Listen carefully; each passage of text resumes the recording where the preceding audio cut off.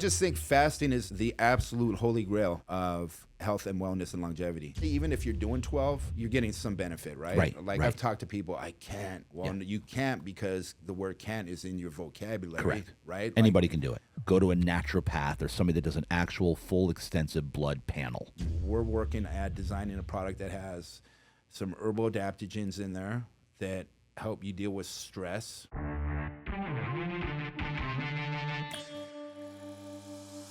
Ladies and gentlemen, we are back with Real Deal Talk. Today is a very, very special day. The reason why is because, look at me, I'm getting all choked up here because he's in the house. This man that's sitting in front of me, his name is Joey Rodrigues, ladies and gentlemen. I have known Joey for 30 years. And if you're watching on YouTube, take a look at this guy right now. He's a damn specimen, and he is 50 years old. So you got two 50-plus-year-old guys in the studio today that are quite in decent, great shape, whatever you want to call it. Kind of, frankly, anomalies for our age. So I couldn't wait to bring this guy in. So listen to me. You are going to want to get the notepad out because right now the general public is hungry for information about health and wellness. And Joey is one of my, because everybody comes to me for information in the center, the Real Deal Wellness Center. But Joey is one of my top two gurus that I consult in. Him and Richie McCarthy is my other guy. Joey is one of my go-to guys when I need any information about supplements, anything that health and wellness. He's my guy. So get the freaking notepad out because today we are going to freaking go off about nutrition, supplements, fasting. You basically name it when it comes to health. And with glutathione, methylene blue, we're going to touch on literally everything today. And Joey's going to tear it up. He's going to give us all his wisdom today because I've been, again, consulting with this guy for years. He's one of my main sources of information. So to have him in the studio today is such an honor and such a special treat. So Joey Rodrigues, welcome to the show, bro.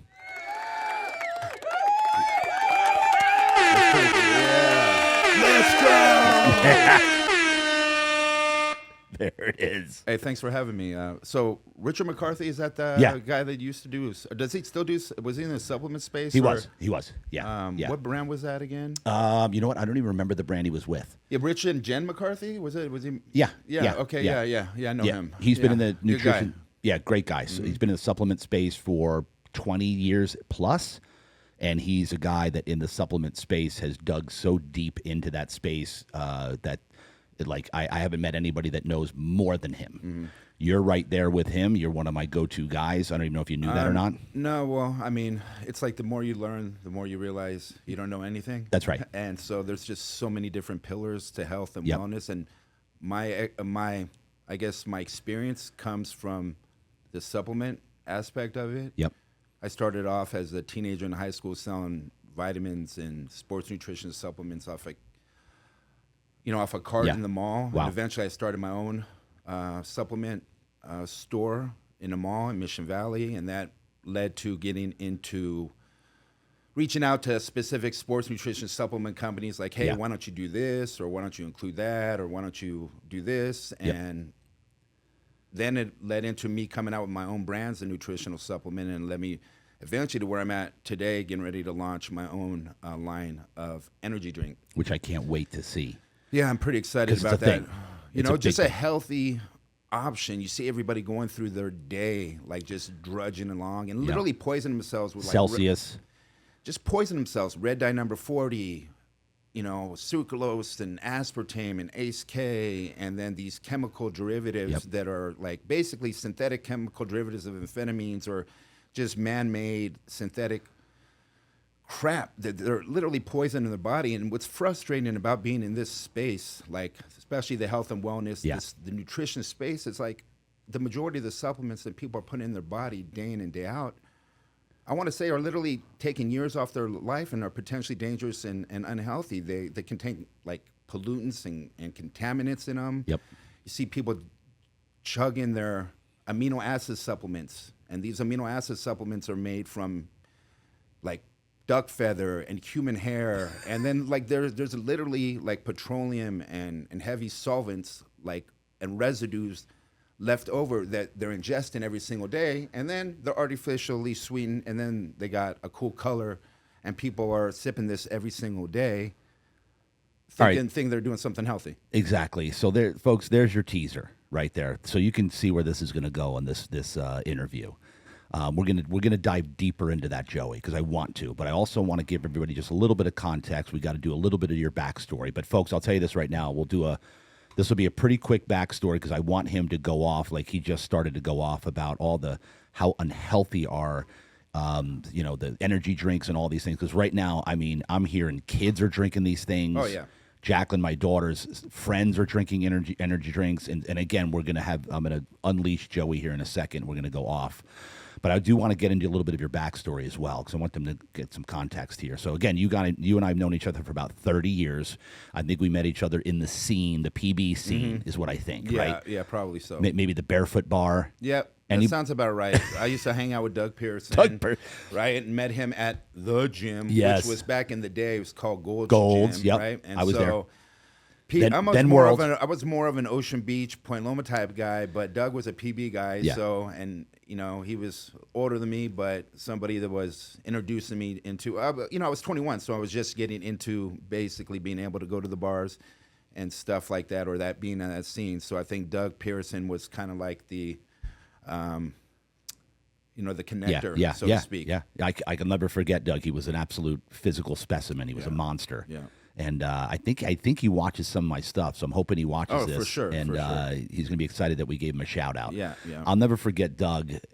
I can literally visualize this guy at the Barefoot Bar with his shirt off. I know that's kind of weird that I remember that, but no, definitely I remember that too. Actually, he never had it on. So yeah, he never had it on. Did he even own a shirt back then? That's questionable because you would walk into his grandparents' house and there would be a shrine of him and he's sitting there, with his hands. No. I swear to God. Come on. I swear, all jacked and juiced up and hands in his pants all oiled up and no shirt on. And they were like, "There's Dougie, his pride and joy." Stop it. I swear to God. This is his awesome. grandparents' house. His grandparents' house. Yep. Doug, you've been exposed, dude. Oh yeah. Are you serious? Oh yeah. They had his picture on the wall. Well, yeah. He used to be on postcards in through all the liquor stores because. No, that's right. Yeah. As a male model. Yeah, him, Steve Harvison, that guy. Steve Harvison. And then there was some dude with long hair that always did calves. Roger Stewart or something like that, maybe. I don't know. That always did calves. Yeah. Was he the blonde guy? Yeah, blonde. Well, then there was a lot of guys that were maybe like a good 10 years older than me that were kind of doing that. Derek Farnsworth. You remember Derek? Yeah. Derek Farnsworth. Who else was in there? Derek Farnsworth definitely doesn't belong in their category. That dude is a legit. Oh yeah. Hardcore. Yeah. Bones in, like, die-hard bodybuilder. Oh yeah, he's professional bodybuilder. Yeah. He's actually he's going to start coming in here in about a week because he's actually got a show coming up and he's in his mid-50s. Yeah. So he's got another actual bodybuilding show. So Derek, shout out to you, bro. Shout out to you, Doug. I didn't know you had a shrine in your grandparents' home. Yeah. All right. So anyway, Barefoot Bar. I'm not sure if any of us ever wore a shirt there. This is it's still in existence right now. You know this. No, I didn't. But talking about shirts, I remember training at the gym. Yeah. It used to be Gold's. Right. And then World's. Like 19, 20 years old, feeling myself, right? I was on MTV, feeling myself, just, young kid. And I would take off my shirt and work out. And I remember Brad jumping the counter, getting in my face, "J-Rod, what you doing with your shirt off? You better get your shirt back on." And I was like, all right, cool. But now it's like everybody walks around there with their shirt off, and it's not a problem. This was Brad? Brad. Right? So the way we were raised in the gym is, respect the gym, you rack your weights, you don't re-rack your weights, you're out. You're out. None of this, taking your shirt off. Although, I mean, hey, man, Arnold and all them did it. But, right. Yeah. that was a different vibe back then in the mid-'90s. Mid-'90s, yeah. Yep. That's when you and I met. That's when I was there. I was there in 1994-ish. I was there when it was Gold's, and it switched to World's. And now it's the gym. So you and I both, I don't know if you're still working out there ever, but I've been there now in 5 different decades. Yeah. The 90s, the 2000s, I've been in there 5 different decades. Yeah, same here, but right when COVID hit. Which is incredible. Boom. Yeah, right, yeah. But I went back there recently. So, all right, so let's get back to you. Where were you born? I don't even know where you were born and raised. 619 on mine. 619. From the womb to the tomb. Come on. And you have J-Rod from 619. yeah, that's On right. the Yeah, of social. course. Yeah. Yeah. Point That's Loma. right. I Yeah. went to Point Loma High School. So yeah. Grade school. Anything happened as a child? What you got? I mean, I had Karen. You got a sister. Yeah, I mean, I have childhood trauma like everybody else, man. Okay. You know Well, what I does that mean? You're teased because of the color of your skin, because of your last name, Yeah. and then you go through a little chubby phase. Teacher calls you fat, buffalo butt. You know what I mean? I Yeah. used to come home crying. God, why'd you make me this color? Try to wash the color you of my skin. I serious? swear to God, because like my mother is Colombian. She'd always speak to me in Spanish. Yep. Right. And my parents divorced. She was living East County. I'm living in, going back and forth between East County, Point Loma. Yep. And more upper scale neighborhood. Anyway, she'd be speaking to me Spanish. My last name's Rodrigues, which is a Portuguese and Spanish spelling. But they would assume it was Mexican. So I was teased for being a beaner, even though it wasn't Really? a beaner. And I This is tell a my beaner town. well, but bro, you're in Santee in the Oh, yeah. in the early '80s and stuff Yeah, white like bread. that. It was way different, right? And so I was teased for that, and I used to come home crying. God, why'd you make me this color? Mom, don't speak to me in Spanish. We're in America. Speak to me in English. And so that caused me to not be fluent in Spanish. Puedo hablar un poquito Yeah. español, pero Yeah. no soy fluente. Yes. Right? Yeah. And so That wasn't bad. yeah, it wasn't bad. Thank you. I downloaded that from the ether, but yeah, bro, I don't regret it because you grow through what you go through, right? Yep. And I put a lot of attachment onto the external, like God, why'd you make me this way? And it wasn't those kids' fault, right? Racism is something that is taught, bro. Right. And you know what I mean? We're always focusing on all the things that separate us, but man, we got way more stuff that we share in common than what separates us, right? Yeah. And like all this stuff is just, it's just an avatar, and it's something that we take care of because it's where our sentience, who we are, resides in. But because of that stuff, got a little chubby. Teacher called me fat one time, called me buffalo butt, right? So this causes like, a negative self-image and even like a feeling of unworthiness, right? On a feeling like you're not worthy Right. of all the abundance and love and good things that is basically our divine birthright coming from source here in this body to create an experience. So, yeah, it's been a journey. And then what'd you do from there? Like, how did you get through that? Yeah, it was a process, man. It's a process. Coming home crying, right? Yeah. Feeling unworthy and stuff, and then getting after it. I remember I always played sports. I was always a baseball player, and I was always good, even when I went through my fat phase from like fat phase. Yeah, from 6th to 9th grade, I got pretty fat, right? Dad was spoiling me through food and stuff, and I was self-medicating. Were your parents together? No, so that's the thing. I was self-medicating through food because not only did I go through that kind of stuff, parents divorced, dad is bad talking my mom all the time. Yeah. And so that's too painful to listen to. I'm not going to listen to you, bro. My mom is talking shit about my dad. Yep. That's too painful. My dad's my hero. I'm not going to listen to you, mom. Right? Yeah. And so I'm self-medicating through food, finding instant gratification through food, not listening to any of my parents, not having any discipline, and making a lot of mistakes. But you fall 7 times, you stand 8 times, Yep. man. Yep. You like I said earlier, you grow what you go through. Yep. And so like these life lessons, man, have really been invaluable to me because it's like it's allowed me to understand like who I really am and to develop like, hey man, I love me. I love me some me, man. Yep. I love Yeah. Joey. Yeah, exactly. Joey is just a name given to me, but I love me some me. I love who I am.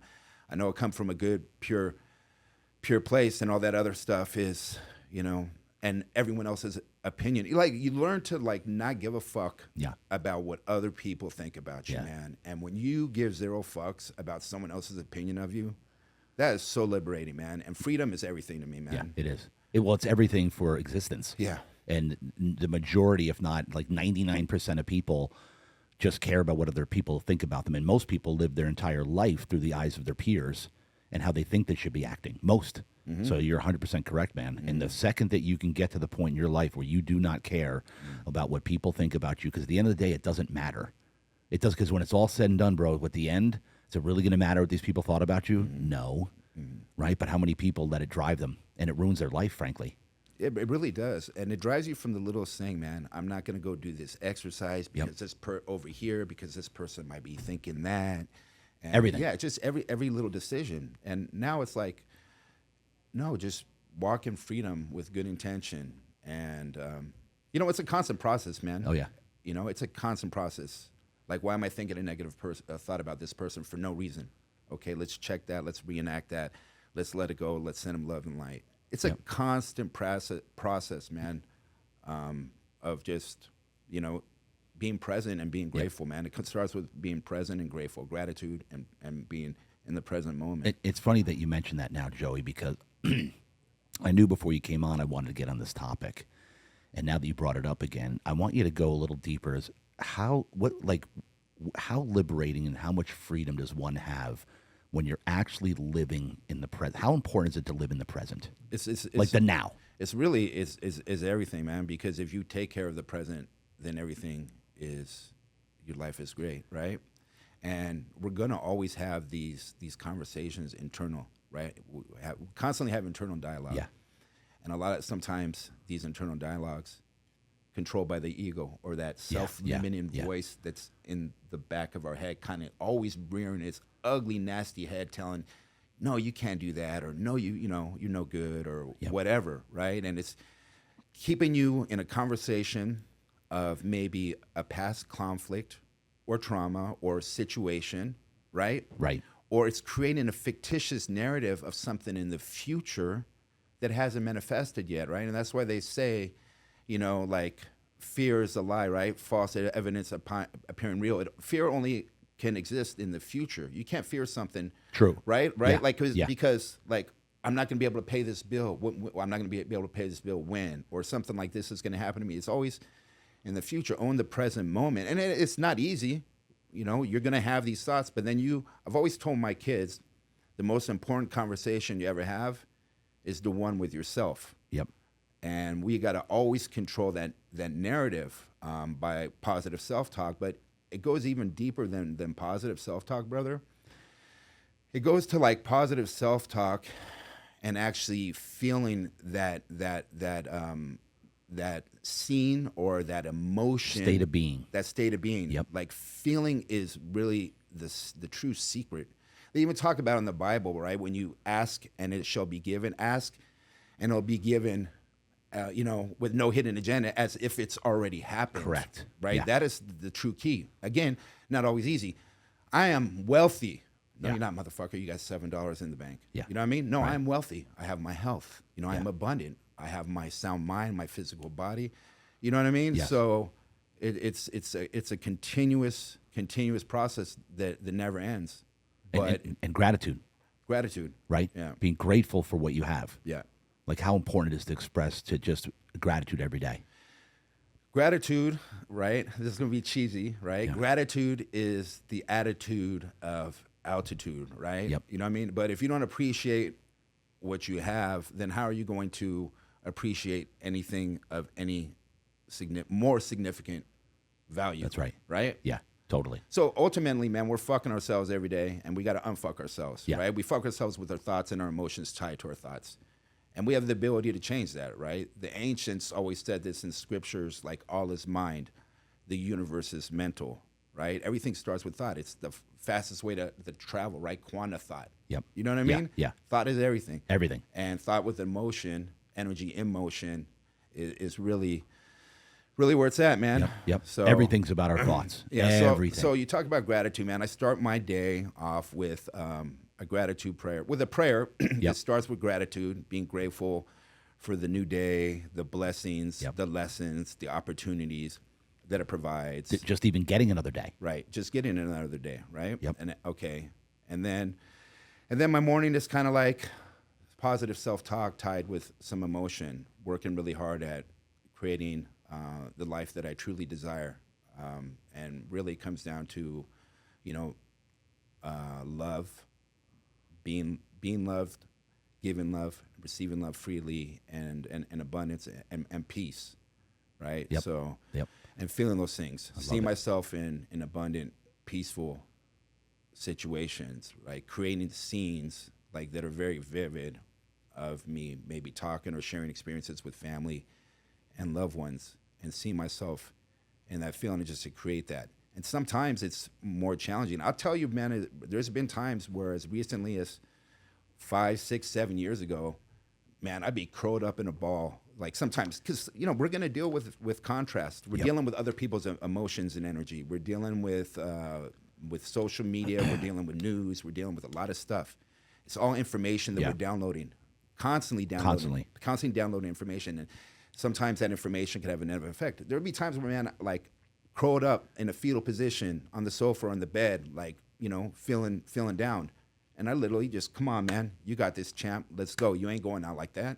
You know what I mean? Yeah. Like some hardcore Eye of the Tiger, Rocky Balboa type shit, man. Like, but literally, man, I gotta. Some days you gotta work a little harder. I know, motherfucker, you got this. You are worthy, man. You are worthy. I'm grateful for what I have, man. I'm worthy of my desires. I'm ready to receive. Let's fucking go. Yep. You know what I mean? I love it, dude. So I love it. And so as far as gratitude goes, and you said this, it was this very interesting. What you said is, you put yourself in the visualization of that very peaceful situation, like talking with family or getting together with family. Is that what you're saying? Like, if we can tell people, like, to get yourself in that state of being in complete peace. Mm-hmm. Is it good to just visualize a time that you know where you've had peace? Absolutely. Do you know what I'm saying? Yeah, no, 100%. I think that's fantastic. A lot of times I'll go to. Is that what you do? Yeah, I'll go to 100%, and that's. I think peace is it's everything, man. Yeah. Like, see, like that's funny because I was fixated, meditating, focused on peace before I was coming in here. Yeah. As a topic, right? About like maybe potentially being the ultimate pursuit, right? Right. Because we're living a world of polarity. Yep. Everything's Everything. love and hate, hot and cold. Same thing, different spectrums, right? So happiness is attached to sadness, right? But like peace, you know what I mean? Like that, you know, if I find peace, you know, I'm not having sadness with the happiness. Correct. Right? So peace is, and It's peace. Like peace and faith, bro, have been two things that have really been like resonating with me profoundly lately. Yeah. Is faith, deep conviction and belief that it's all good, it's all working out. Yes, Trust in the plan and the process. I'm exactly where I'm supposed to be. And then, you know, the peace. And what's funny, man, is when we're tuned in, tapped in, and turned on, man, it all unfolds. Would you believe this? When you sent me a text about doing a podcast, I was literally having a conversation with my business partner about our good energy brand, and like, you know, ways. One of the guys that I'm doing work with is saying, "Hey, we got a podcast studio for you." Yeah. Right. Yeah. And then you send me a text about doing a podcast, and it's like in a world of information, where there's information everywhere. Yep. Everywhere. We need to focus on good information, things that have a good message, and then do your own homework and your own research, man. Yep. Because, man, I certainly don't have all the answers and anything like that. I'm super humbled that you put me in that space, man. And part of the I guess the self-limiting belief in me, like, no, I'm not worthy of such accolades. But I'll tell you, where I'm coming from is a good place. And the information I'm giving is going to be, you know, from the heart and for what I know to be true from my own life experiences. Yep, your own experiences and your own research. Yeah. And it's so funny, dude, because I recently am on this peace thing. Because I used to define success as just being better than you were yesterday. Mm-hmm. Success. Mm-hmm. But now, you know what success really is having inner peace. Mm-hmm. It's the ultimate goal. Mm-hmm. It is. It's the ultimate pursuit. Just peace. Yeah. Because how many of us all freaking day, especially being glued to our phones with the constant stimulation and then constant, like, either jealousy, comparing yourself. How bad is it, the comparing thing? Comparison is the thief of joy, bro. Yes. The thief of peace. Yes. Right? And I used to be like that, man, when I was young. Like when someone else all would did. Yeah, it's crazy. And now it's like, look, man, I don't need to post a squat video of me doing 5 or 6 plates for multiple repetitions or whatever. And I don't care about how light I'm going in the gym today, man, because I'm moving my body. Yeah. And my body feels good, and I'm doing what feels good, man. But yeah, comparing ourselves to, we don't know what that person is feeling or going through. Like, they may or may not be. We never know what battle someone else is fighting, man. And you and I, man, or any one of us, is one bad decision away from kaput. You know what I mean? Or a downward spiral or anything. This is why, like, judgment has no place, man, in the world at all. Oh, yeah. Regardless of whether you believe, like, don't judge that person, man, because we're all reflections of each other pushed out. Oh, yeah. We're all going through, man. You're a human being on planet Earth, figuring the shit out as you're going along, man. Who am I? Why am I here? How did I get here? What's my purpose? What's the meaning in life? What's the reason in life? So, yeah, comparison, man, and judgment is it's the worst. Yeah. And that's what social media is exploiting. Mm-hmm. It's like in our face, and it just gives us every opportunity to judge and compare 24/7.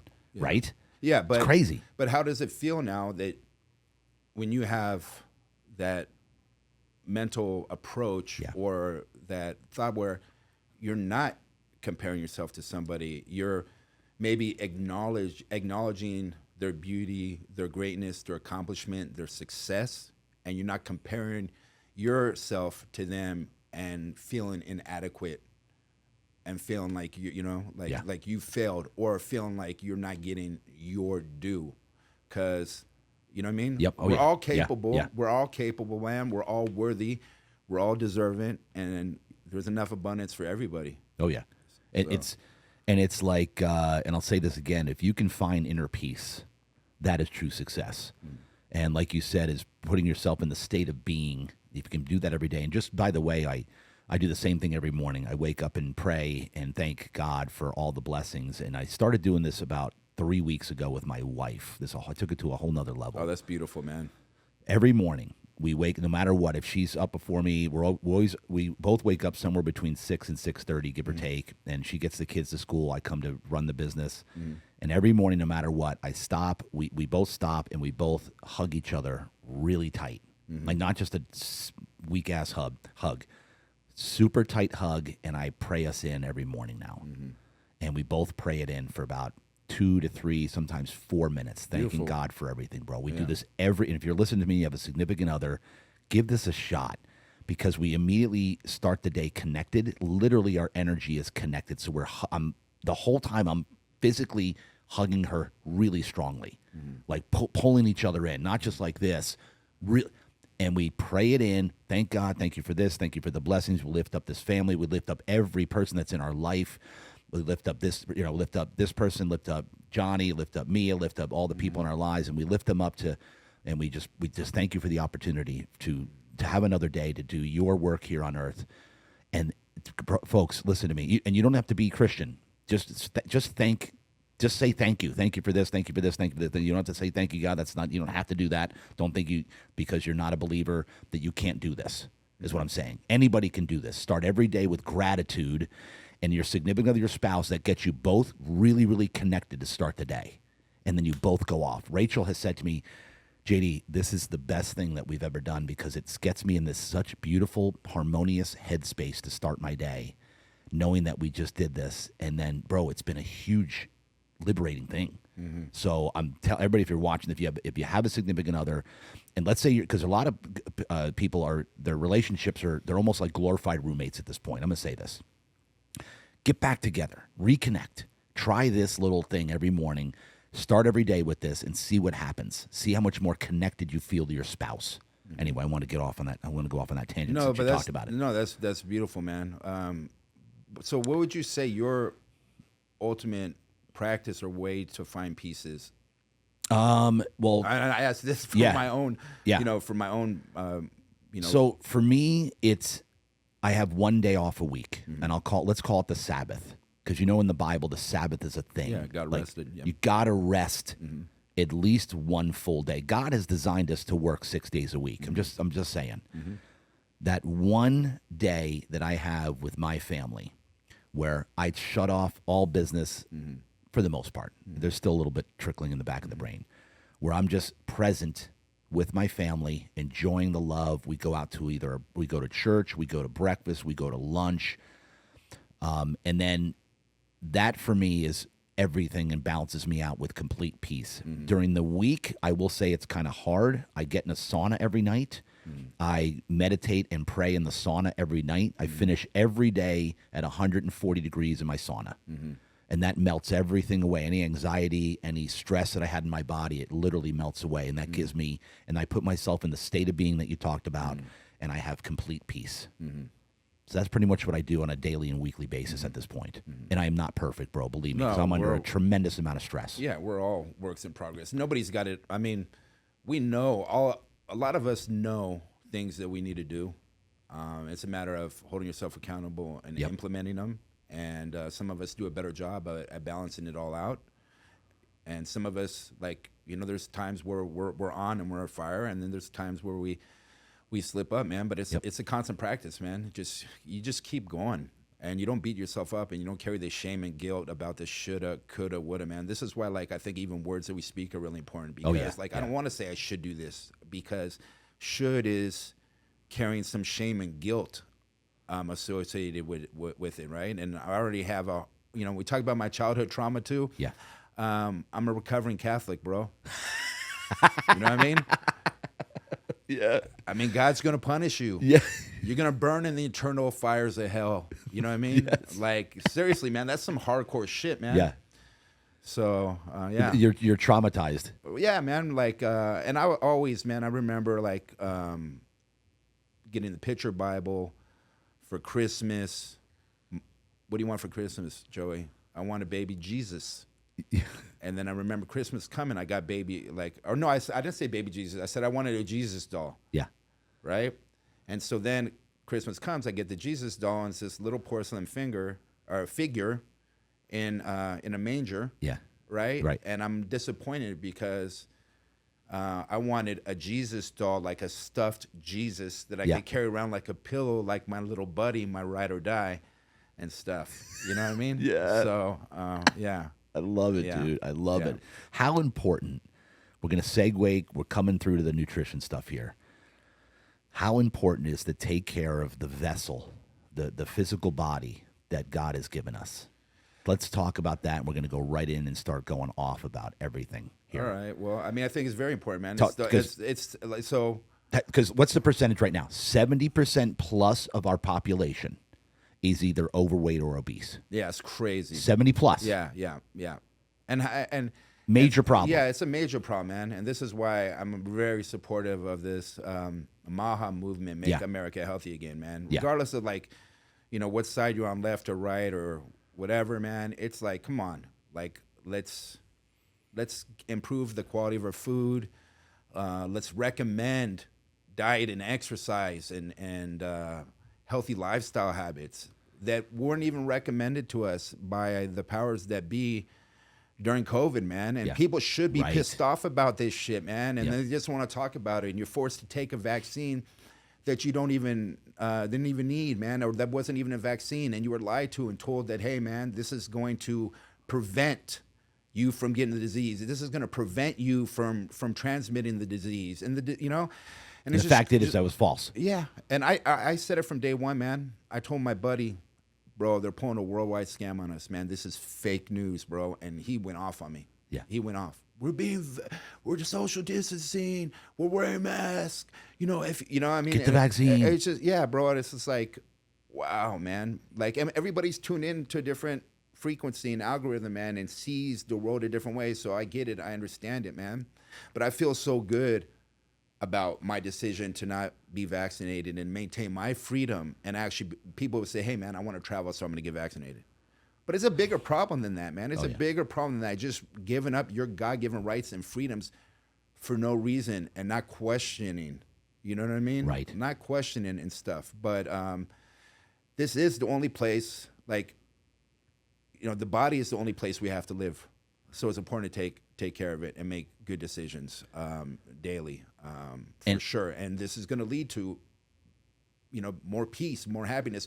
How are you going to be in a state of peace, man, if you got chronic fatigue and you have illness and you're being winded walking upstairs and you don't even feel good about the way you look because you're overweight and you're out of shape and you're carrying constantly that subconscious negative programs being magnified because you're unhealthy.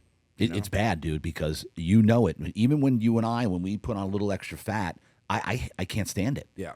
I'm insecure. I'm like, oh, man, I hate this. I can feel the shirt hitting my love handle on the back. You know when you get that one? I know you probably don't experience that. No, I have, bro. But I would tell you that, like, ugh. I would tell you right now, man, my shit's on point. Yeah. And very little effort, you know what I mean, in terms of,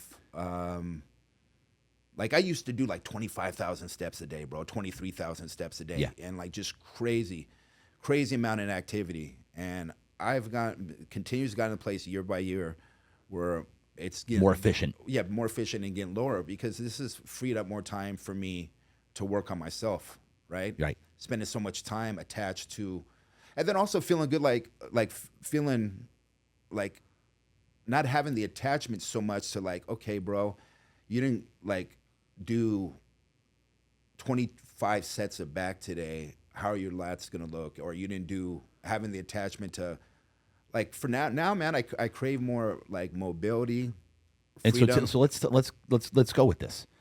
Okay, so now, and again, 70+%. So here, what we're going to do here today, folks, we want to at least hopefully inspire somebody to get with the program and get on track and take care of your physical vessel that you've been given. Because you just said it, bro. If you are in, like, I just got this statistic: 73% of Americans have at least one chronic condition. Chronic disease. 73% of Americans have at least one. 51% have at least two. Did you hear that? Yep, 51% have two, 73% have This one. is a major problem. Yep. You will not have peace. You cannot have peace, which is the ultimate holy grail of life, is peace, if you have a chronic disease of some sort. You just can't. Okay, so let's talk about how we can at least inspire people to do something, live a healthier lifestyle, so that hopefully you and I are in our 50s, the last 25% of your life is actually pleasurable and not a nightmare in hospitals, out of hospitals, on medication, 5 medication, 10 medications, constipated, getting disease, getting cancer. So you said next 25 years of life, brother. Man, I'm getting. I'm getting at least 50 good. What I'm quality saying years. is the No, but people's I'm telling you this right now. I'm getting at least 50 more good years. Yeah. I'll be 51 on June 14th. I'm getting a minimum of 50, maybe 70 potentially, and maybe even more, because as things progress, the ability to lengthen lifespan will increase, and the human body is designed to live 120 years right now. 120. But Yeah. the average lifespan of people is what, like 78? 75, 77, and it's actually shortening. Okay, I was thinking that it actually slightly increased recently because COVID might have had a little effect on those statistics. But anyways, for argument's sake, we'll say 78. Yeah. And yeah, maybe it is shortening because of a lot of the foods, the EMG, like all of this stuff, man. You know what I mean? And so what do? You said you're much more efficient now. So give us the life of Joey, how you went from working out 48 million hours a week to now what you have, much more efficient way of living while you're even more healthy. And I think we're going to segue into fasting, I'm assuming. Well, that's where I'm starting, brother. Let's go. Fasting. So folks, get out the notepad hole, give him a second, let him get a pen. First and foremost, I want to thank everybody for watching, for listening. I cannot tell you how much I appreciate you, the feedback, the love. So if you want to support the show, we have a company, Real Deal Wellness. That's our wellness center. It's a membership base where you pay $99 a month, have unlimited access to red light therapy, cryotherapy, compression therapy, halo therapy, as well as massage chairs. Also, Real Deal Sleep's our mattress company. But again, we can't thank you enough for subscribing and for sharing the show. Continue to do so. We love you. Thank you. Have a nice day. Well, I mean, it's just Because we're getting deep. No, I just think fasting is the absolute holy grail of health and wellness and longevity. Okay. And that this stuff of eating 6 to 8 meals a day is not good for your health. It's potentially aging you. I would say it is aging you and destroying you. And why is that? A lot of reasons. Okay, you're eating 6 to 8 meals a day. You're consistently consuming food, right? Yep. Regardless of what you eat, right? Those meals are constantly leading to insulin production, like protein. Insulin, okay. Right? So we're getting an oversecretion of insulin, right? Also, there's digestive overload, bro. Okay. Your body's constantly working to digest shit. Yep. And so this doesn't even give your gut time to heal itself, right? Which is essential. A healthy gut is essential for the absorption of essential nutrients that we need to maintain health and vitality. Yep. Autophagy, right? So Explain autophagy. Well, autophagy is basically just your body's own way of cleaning out like bad shit, bad cells. Bad cells. It's Yep. your own way of, and so to some degree or not, like there's minimal levels of autophagy occurring, but if you're not giving yourself a certain period of time in between food, right? There's a reason why there's break fast, right? Yeah, break fast, right? You're breaking your fast, right? So we need to go a certain period of time without eating, and the minimum is literally 12 hours, and it starts ramping up to Minimum 12. Yeah, it starts ramping up to 24 hours. Okay, right? let's break it down here. So I would also say too, man, the best way, like you talk to anybody, somebody is a legit expert on this field, whether it's like Yeah. David Sinclair or somebody like the number one way to extend your life is to eat less often. That's 100%. 100% fact. It's to eat less often. Eat less often. Okay. Talk to me about the fasting hours. You said, what are you doing, 18? No. Well, okay, so it's kind of a fluctuating thing, but I want to. When does autophagy set? Oh, go ahead. Well, I say like autophagy really starts to ramp up, from my understanding, at around 12 to 24 hours. Okay. And the longer you go, the deeper you go. Yeah. The more magic starts to happen. Yep. And I've done 126-hour fast, man. And Which is how many days? That's what? It's over 5 days. Okay. Yeah. Right. Yeah. Yeah. So. Yeah. Yeah, that's right. Yeah, and I could have went even longer, but I had a social thing, right? And this is another thing, man. Sometimes we're allowing. There's always a birthday, bro. Yep. There's always a graduation. There's Yep. always a celebration. Something. There's always something, man, for you to be a fatty, man, and to poison yourself and kill yourself and take years off your life by putting shit in your body. You know what I'm saying? Always. So fasting is this is the way I look at fasting, right? There's a reason why every single ancient sage, mystic leader, spiritual leader fasted and meditated. Everything is information. This conversation that people are listening to is information. Food that we consume is information, right? And our body is basically, it's a computer. It's a CPU, right? And so we're putting information into this computer avatar body that holds our spirit, our sentience in it, right? That's having a programming on us. Yep. Right? And so what happens if you have too many programs running on your phone, your computer, you have too much information, it slows down. It doesn't work well, right? So what's your way? What's your antivirus software, right? Is meditation, letting go, is fasting. It's giving your body a break to clean out and to do its job, man. And the thing is we got plenty of stored energy, man. And we got plenty of stored energy. You're not going to burn muscle. You're not going to lose all kinds of mass. Like, look, I could be bigger than I am right now. I got plenty of muscle mass. I'm about 228 pounds or whatever. And a typical, like my last meal yesterday was at 4:30 p.m. and I ate at 1:30. Okay, I ate from 1:30 to 4:30. 1:30 to 4:30. Yeah, I ate within a 3-hour window. So you had right? a 21-hour fast window. Yeah, and so How many meals did you eat in that 3 hours? 2 good ones, right? So my first meal was 10 pasture-raised eggs cooked in a little bit of beef tallow. And then Talking about eggs while you since you mentioned. Okay, eggs, I eat eggs. Eggs is morning and night. If I could eat one food for the rest of my life, it's going to be an egg. Yeah. And I'm going to tell you this. I was at a conference on water last year with a great friend of mine from Japan, David Holland, and there was these world-renowned leaders in water research. These doctors and these scientists, man, brilliant minds, and I'm in the presence of them, right? And somehow or another, prior to this conversation, me and my buddy David were talking, if you can only eat one food, what would it be? Yeah. And eggs. I'm saying an egg. Yeah. Egg is the number one. And so he asked this question to this doctor from Australia, and he said the egg. Yeah. And the egg's everything, man. It's a complete source of protein. Fat. Got all the 9 essential amino acids. It's got good fats. It has omega-3s. It's got good cholesterol. Cholesterol is the backbone for hormonal production. Come on. You got lutein in there, a powerful antioxidant. You got choline for brain health. You got all kinds of minerals, right? So a happy, healthy egg, man, is it, bro. And you could tell when you're consistent with like consuming dietary eggs, that your sex drives up and your libido is elevated and your energy is. I mean, you could just tell. Was an old school bodybuilding guru, Vince Gironda. I don't know if you're familiar with him or not, but he was one of Arnold's gurus. He was the biggest advocate of an egg diet. He recommended 36 eggs a day. He said it was better than taking D-ball or Decadur-ball or whatever, better than steroids. Yeah. Right?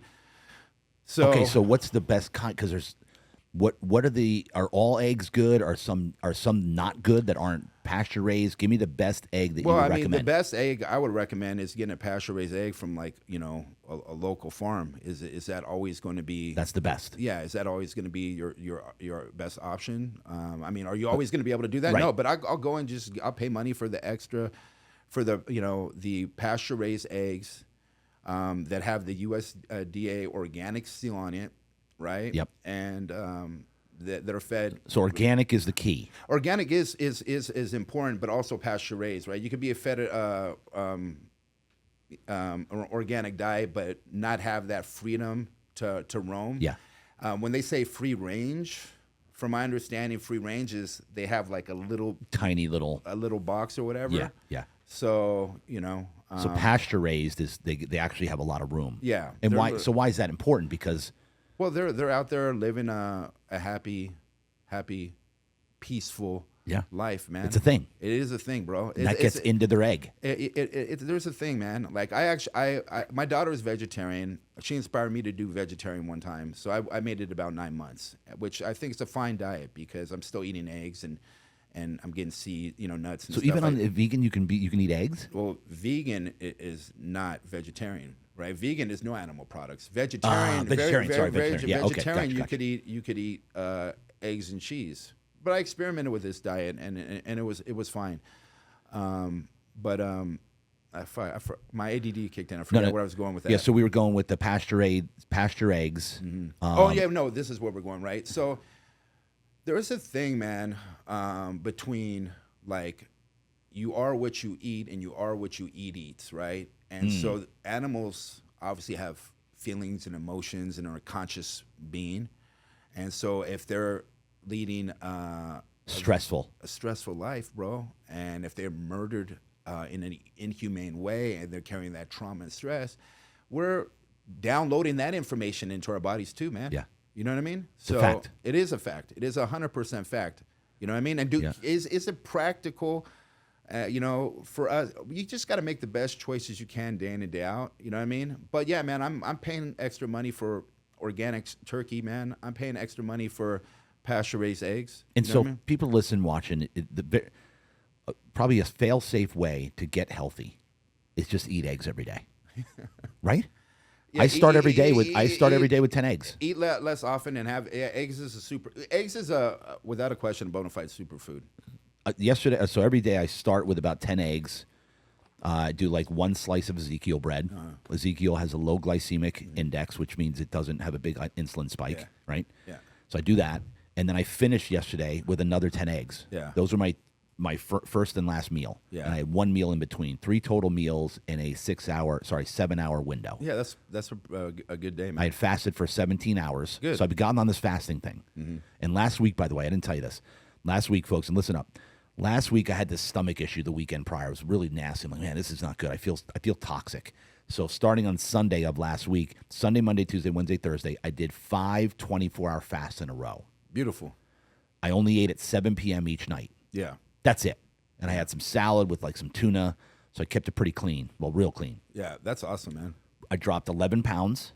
I was more shredded. My veins were popping. Abs were popping even more in 5 days.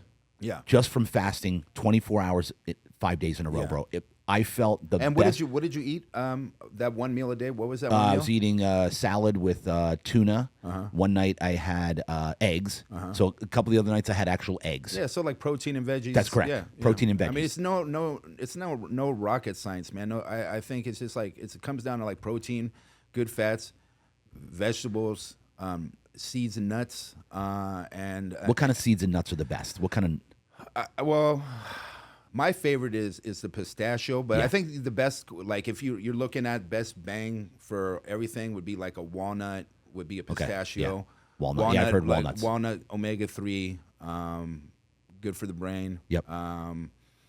Pistachios, good fats, some resveratrol, some plant flavonoids in there yeah. that have an effect on longevity and antioxidant properties to them. So I don't know, like cashew is my favorite nut, but man, like cashew is like I'll crush it. It's higher in carbohydrates and Yep. stuff like that. I mean, it might technically be. I don't even know if it's considered a technical nut, but yeah. So like when I'm going, like ideally, it would be a walnut and pistachio or macadamia nuts would be the healthier Yep. alternatives. And then so let's get back on fasting. I really want to hit this thing home. So fasting, you every day on the average are fasting for how many hours? Ideally, on the average. Ideally, I'm going 20 hours. 20 hours. Yeah. And that's easy peasy, lemon squeezy, bro. It's the easiest thing. How is that in the easy world. for you? Because over a period of time, you start to regulate your hunger hormones, right? So How important is fasting for your hormones? Go well, there. I mean, like by fasting, you set your hormones to where like when you're constantly. So listen, when you're eating this 6 to 8 meal a day, bro. That's bodybuilding. Yeah, no. So when you're Yeah. eating, it's bodybuilding, but it's also people that don't bodybuild, that are the health and wellness and fitness space, or that really care about body composition and aesthetics. They're eating this 6 to 8 meals a day. But like, let's say the average American that's grinding 9 to 5 that goes to the gym, they're eating 3 meals a day, but then they're snacking. Right. Right. So they're eating at AM.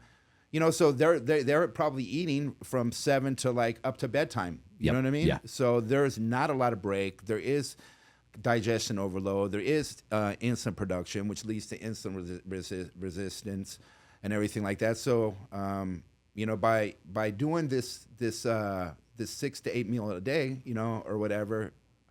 You were asking me something. I just lost my train of thought. Yeah. Here. So basically, I was saying the fasting window. You go 20 hours a day. Oh yeah, about the hunger hormones. So this the hormones. This 6 to 8 meal a day or eating thing will disrupt your hunger hormones to where you're not even you're going to be eating when you're not really even hungry. Yeah. You know what I mean? Which is not good. Which isn't good. So And then so I would just tell you that through being very my fasting experience has probably been pretty consistent since I last did a bodybuilding contest, which was 2014. 14, so 11 years ago. So how long have you been doing this fasting thing? How many years? Yeah, that's what I'm saying. So probably a good 11 years. 11 years you've been doing this? Yeah, I've been doing intermittent fasting for 11 years. And so... And what is intermittent? What's the hour minimum that you can Everybody's different, man. But I would 14? say, I always would tell people, start with 12 hours. Start with 12. That's a good one. Work your way up. And then I say, even if you're doing 12, you're getting some benefit, right? Right, Like right. I've talked to people, I can't Well, you can't because the word can't is in your vocabulary. Correct. Right? Anybody can do it. Right? Like can is a bad word, right? Can't's, try is an excuse to not do something. Right. Right? So inner dialogue is important, but start with 12 hours, man. Start there. You start there. Do it for what, a week, and then work your way up? Yeah, do it for whatever feels right to you, right? It's a journey, and it's not a rush. It's a constant state of now, right? So let's not look at week 1 Correct, or 1 week or 2 weeks or 3 weeks. Let's look at right now. Let's focus on today. Okay, boom. Today I'm doing 12 hours. Tomorrow maybe it's 13.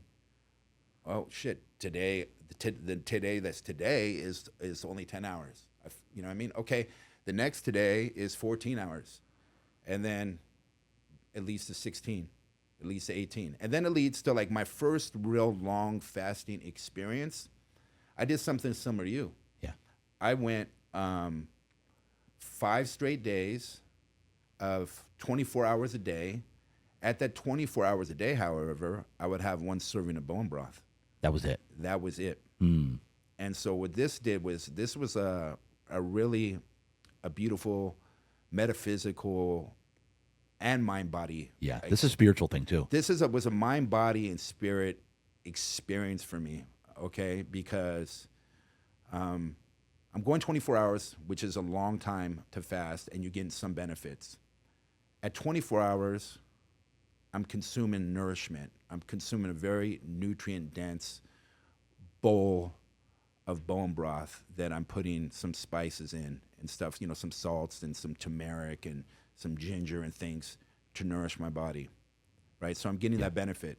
I'm only getting like 10 grams. I'm only getting 40 calories.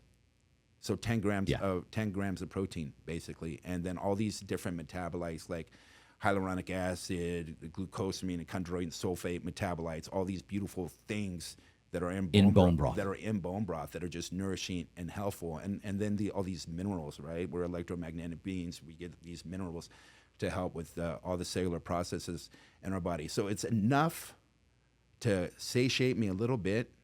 It's enough to give me some gratitude, right? Yep. I felt like a caveman sitting at a fire from an urn. Thank you for this nourishment. I created a relationship with what I was putting inside my body instead of just eating just to eat, right? Which we've all done, and we all all do. Yeah. You know what I mean? Yeah. And so it gave me this gratitude, this attitude of gratitude for the food that I was consuming.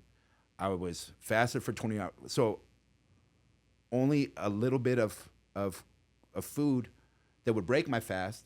So how much faster am I fasted again? Okay, so maybe I'm back in a fasted hour in 1, 2, 3 hours, and then I'm going another 24 hours, right? And that's how I started.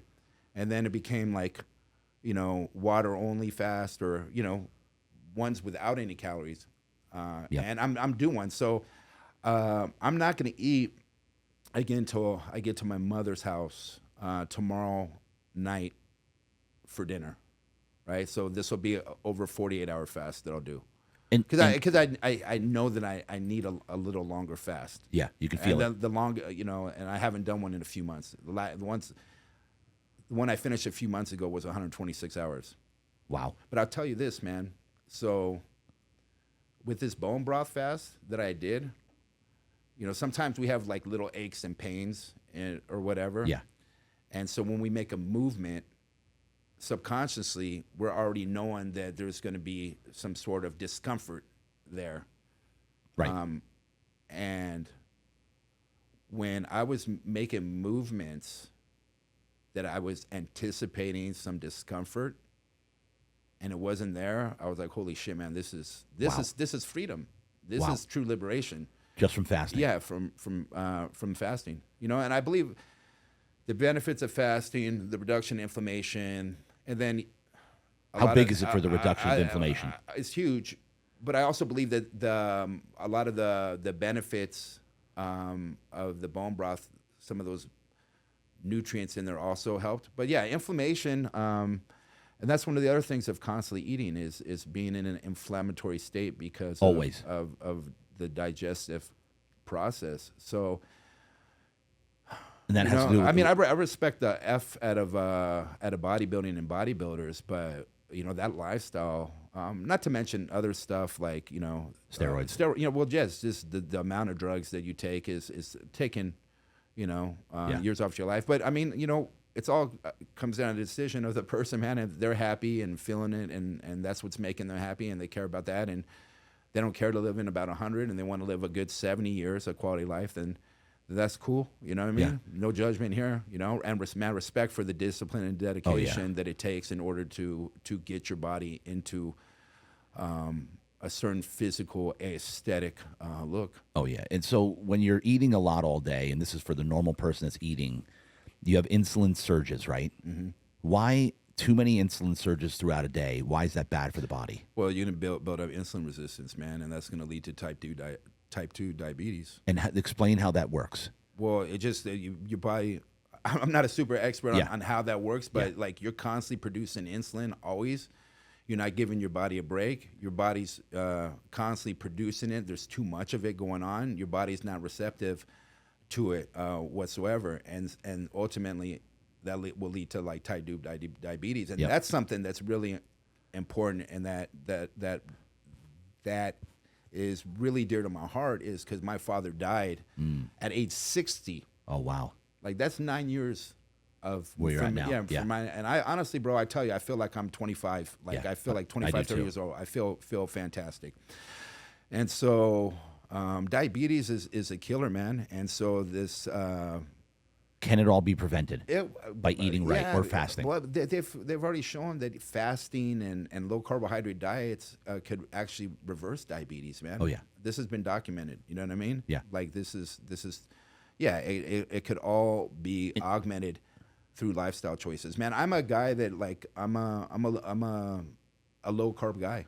Yeah. I don't believe in carb. I mean, I do. I eat carbohydrates, bro, as a cheat. You know what I mean? Right. Like bread. There's not many things that are better than bread and butter.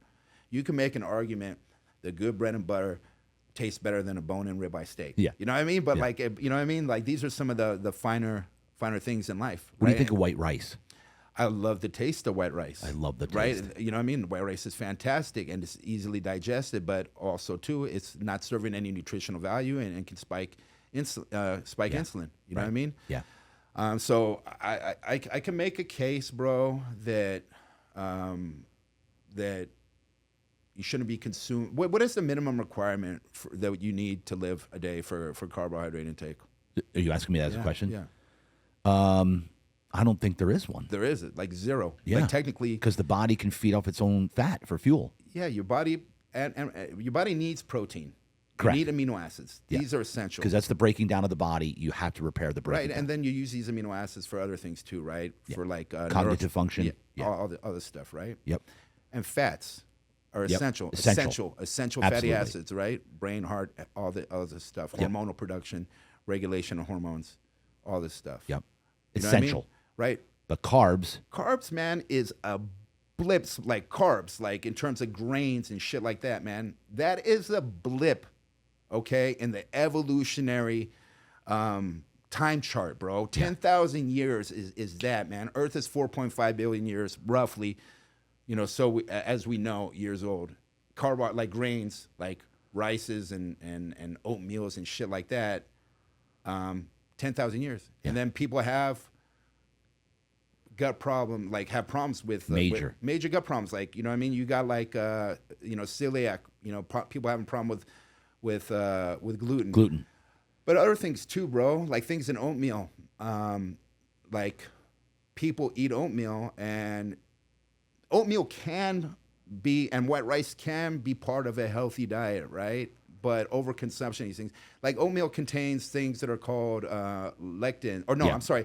They do contain some lectins, but they also contain phytic acid too. So these are anti-nutrients.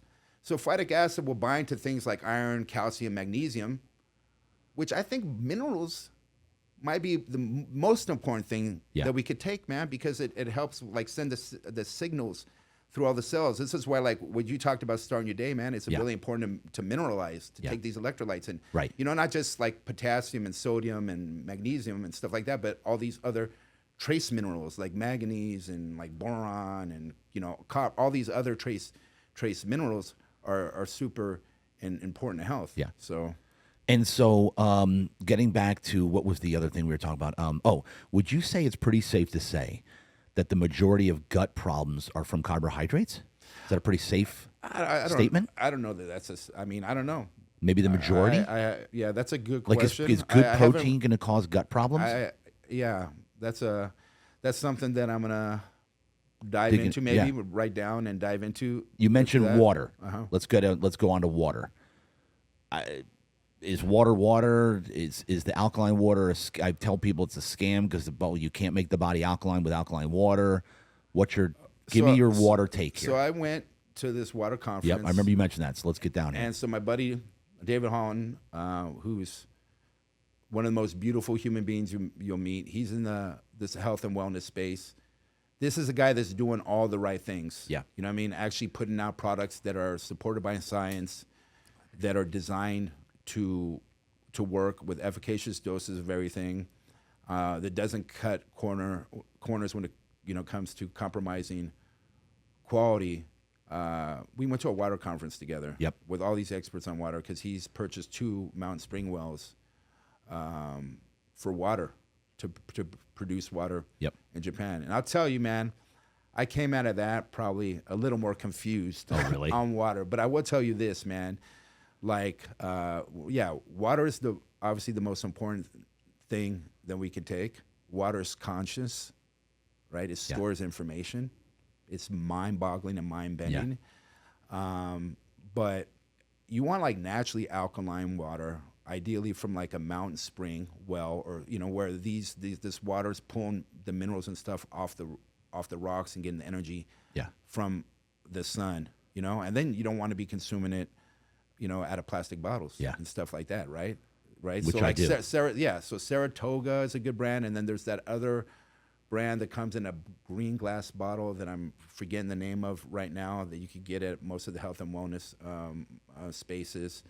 And so how? But like there are things and stuff where you could get like ultra purified reverse osmosis water, which is fine, right? And then like they have like little instruments that you could stir to charge your water. Yeah, the hydrogen. Well, not hydrogen, but hydrogen is a emerging aspect of it. But like you stir it and it basically structures the water to where it's already in usable form. And so like a lot of the water that we consume, our body actually wastes a lot of energy, getting it to the way it can be properly utilized within the cells of the body, and how exactly that goes about, I don't know. Yeah. You know what I mean? The whole it's a science, the science behind it, but it definitely is a thing. What kind of water do you drink every day? I drink, usually natural mountain spring water, and then we have like. And what is that delivered in? Like, and how do you? Then we also, Like, how do you not get it in a plastic bottle? Well, so I buy the glass ones, the Saratoga, and I forget the green one that I buy sometimes too from Sprouts. But then we also have one of those water things. Yeah. Where the Kagan. Right? Oh, Right. you have that. Yeah. And so that basically spins the water, structures the water, purify. It's purified or whatever. And that's hooked up to your sink, or what's that hooked up to? Yeah. Yeah. Mm-hmm. Because a Kagan, it's like that's like a purified, not purified, but almost like a hydrogen dense water, isn't it? Yeah, it's not hydrogen, but it No. basically it shoots out like your choice of alkalinity, right? Like you could do like a 7.5, 8.5, 9.5. I always go for like the 7.5 between 8, like something that mimics like what would be naturally found Yeah. in Mother Nature. And so, how bad? Because we have plastic water bottles from Costco that we put in the house, then we pour them into things. Is it really that bad? Like, Bro, am I worrying about my health here? Like, I'm starting to get a little anal onto this shit, bro. Yeah. Like I'm really like when I buy, I like black coffee first thing in the morning, or my good energy drink. But until it's completely ready, available, like my standard is black coffee, right? Right. So I wake up, couple grams of Baja Gold, which is sea salt. Yeah, sea salt with all the trace minerals. Yep. 12 ounces of water. It's basically roughly. like your own electrolytes is what you're making. Yeah. Right. And my water, and then, wait about half an hour, and then I take in my black coffee, right? Yep. And then I'm in the gym. I'm in the gym every morning by 4 a.m. Oh wow. So, yeah. So that's So the plastic. yeah. So yeah. I'm How- starting to get pretty like I can't remember what it was, bro, but we got plastic in our bodies, man. Like, Yeah. and so I'm starting to get like I'm taking concerted efforts of not buying shit in plastic, man, and not storing it in plastic and stuff like that because, man, I don't need any of that. You know what I mean? Like we are absorbing it, man. I'm hearing these statistics. Yeah. Like if you do this, or you have like a credit card Yeah, amount of plastic in your. yeah, and that's not fake news, man.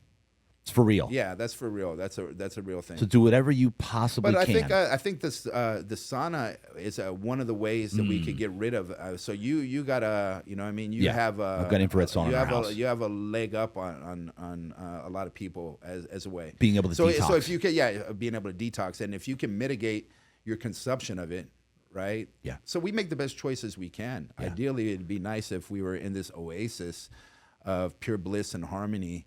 Hey, bro, in some dimension, man, that is a reality for us, bro. Like, I really believe that, man. That outcome, range of outcome is a reality. Yeah. It's somewhere. There is that Elysium or that there's somewhere. It's not here on this timeline in this dimension right here that we're observing right now through our consciousness, but it exists. You know what I mean? Right now we're in a turmoil state of division. The media trying to divide us, keep us polarized at all times, right? And why is that? So they can control us? Yeah, I mean, conspiracies exist for a reason, man. But yeah, man, and this is because listen, here's the thing, man. There's no profit in unity. Correct. There is in division, right? And then a confused, chaotic mind. Like if we could give you some information that will kind of confuse you of your identity, you're growing up with maybe like a not understanding of who you are, right? Yep. I remember as a child looking in the mirror, who am I? I am Joey. Okay, well, Joey's a name that was just given to me. Why am I here? How did I get here? These are the questions that everybody shares, right? Yeah, and so you're young and impressionable, right? Subconscious programming. So family, media, things tell you something, right? And that affects your identity self. So if you're being planted in these falsehoods of identity where you think you're this gender or you're that gender or this whole fucking fluidity fucking bullshit, you understand what I'm saying? Yeah. And then you're putting this shit in the school systems to confuse kids, you know what I mean? Yeah. Then you have a person that doesn't have any idea of self, and that person is controllable. They're already confused, right? But ultimately, man, we have the power, and it all starts in the household. Yep. Parents. But it all starts with and then ultimately it's on you, and so you're gonna grow through what you go through, and based off of this timeline and way things are going, your son, your daughter are gonna have different opportunities and different challenges than you and I experienced. Oh, yeah. Right? Yep. And so I think we always got to focus on the good, man, because there is a lot of good in the world. The beauty still exists. You know what I mean? Yeah. I was walking with my buddy the other day. Hey, bro, do you stop and fucking legit smell the roses? You know what I mean? Like this might seem cheesy or gay or whatever, man, but I'm like, nah, man. Yeah. All right, cool, man. Let me have this experience, right? You know what I mean? Like that now in the present. That now in the experience. present, I'm not lacking anything, man. I don't need anybody's. It's like this too. We talked about peace, bro, but it's about being like connected to the oneness of everything and being attached to nothing, bro. Yeah. Like that's like, my mic drop, like jaw opening when I like kind of discovered that through my experience with ayahuasca. You know what I mean? Yeah. Talk about that. I've done 7 journeys. Have you really? Yeah, and I know I need another reset, man. But I would tell you this, man. My first ayahuasca experience, I sat my 2 oldest children down. I have 3. Yeah. But they were of age. And I want to say, Joseph might have been around 21 or 22, and Kayla was around 16. And I sat them both down, and I told them about my experience. And I said, I want you to do your homework and do your research on this stuff. But this is something that every human being on this planet must do a minimum of 3 times. Yeah. If not more. It is like, I'm hearing more about this. it's like, for me, it was the Willy Wonka golden ticket to talk to God. Right? Yeah. And we always have the ability to talk to God. Like I mentioned earlier, the most important conversation you'll have is with yourself. And then I started meditating on that a little deeper. Well, that conversation I'm having with myself is the conversation I'm having with God, with Source, because I'm created in the likeness, the image, of Source. That's God, right. God is within me, right? And Yep. every single ancient text, religious belief will actually tell you that. And there's this scientist and I guess spiritual leader named Greg Braden that kind of broke down some sort of secret code in our DNA. And you should look this up, man. Just Google this or whatever. But he said during the 4 most ancient text, and I can't remember if it was Sanskrit, Aramaic, or whatever the 4 were, that there's a code in us that says God eternal within all. You know what I mean? Yeah. Which is like, holy shit, man. You know what I mean? So Wow. yeah. All right, so tell me, how does it go? Oh yeah. So my ayahuasca journey, every journey is a little different. Okay, because everything's vibration, energy, frequency, right? So based off of the chants, the hymns, and things that they are that the shaman, the leader, is performing, that's going to influence your experience. So I went into this very naive. Because I didn't want to. You going by yourself or with a group of people? Yeah, no, I went by myself with a group of people in an organized, safe setting. Yeah. How many people? There was probably, I don't know, 30, 40. Oh, wow. Yeah, 30, 40 people. You go through all the same time together. Yeah. And so, so basically what we did was I'm in this, we're this ceremony. Yeah. And then we do chants and hymns, and there's just beautiful music. Some meditation. You go up and they called it the daime, which is the the medicine. Yeah. Ayahuasca medicine. So we drink it. It's a god awful like bark tree gunk that with a little pungent alcoholic bitter. It's nasty, right? So you drink that. You go. You sit down, and then you do the same thing. And then I go up there and they're like talking like, how much should we give them? And I go like this, juice that shit up, bro. I don't feel nothing. Yeah. You know what I mean? So you take the first one. Yeah. Then you go back up again? Yeah. So then again. For how long after? I can't remember. There was periods of it was, I don't know, maybe like in another 30 minutes. Okay. So and there's are you good or do you want more? Yeah, no, I need more, man. I don't feel nothing. Right. And so by the time I get to the 3rd dose, man, I was like, holy shit, man. Like, I'm time traveling. I'm seeing like geometric patterns, compasses, shapes, the most beautiful prisms, which is very interesting because I remember as a child being able to close my eyes and see these beautiful prisms and colors and vibrant hues. And I used to tell myself, if I could just draw this, I'd be a millionaire back then, right? So I'm seeing these things. I'm seeing the Sphinx in Egypt and everything. And then there was a period where it hit me, where I was outside of myself looking at myself with a lot of judgment because I carried a lot of weight of things, shame, guilt, things about myself that I didn't like.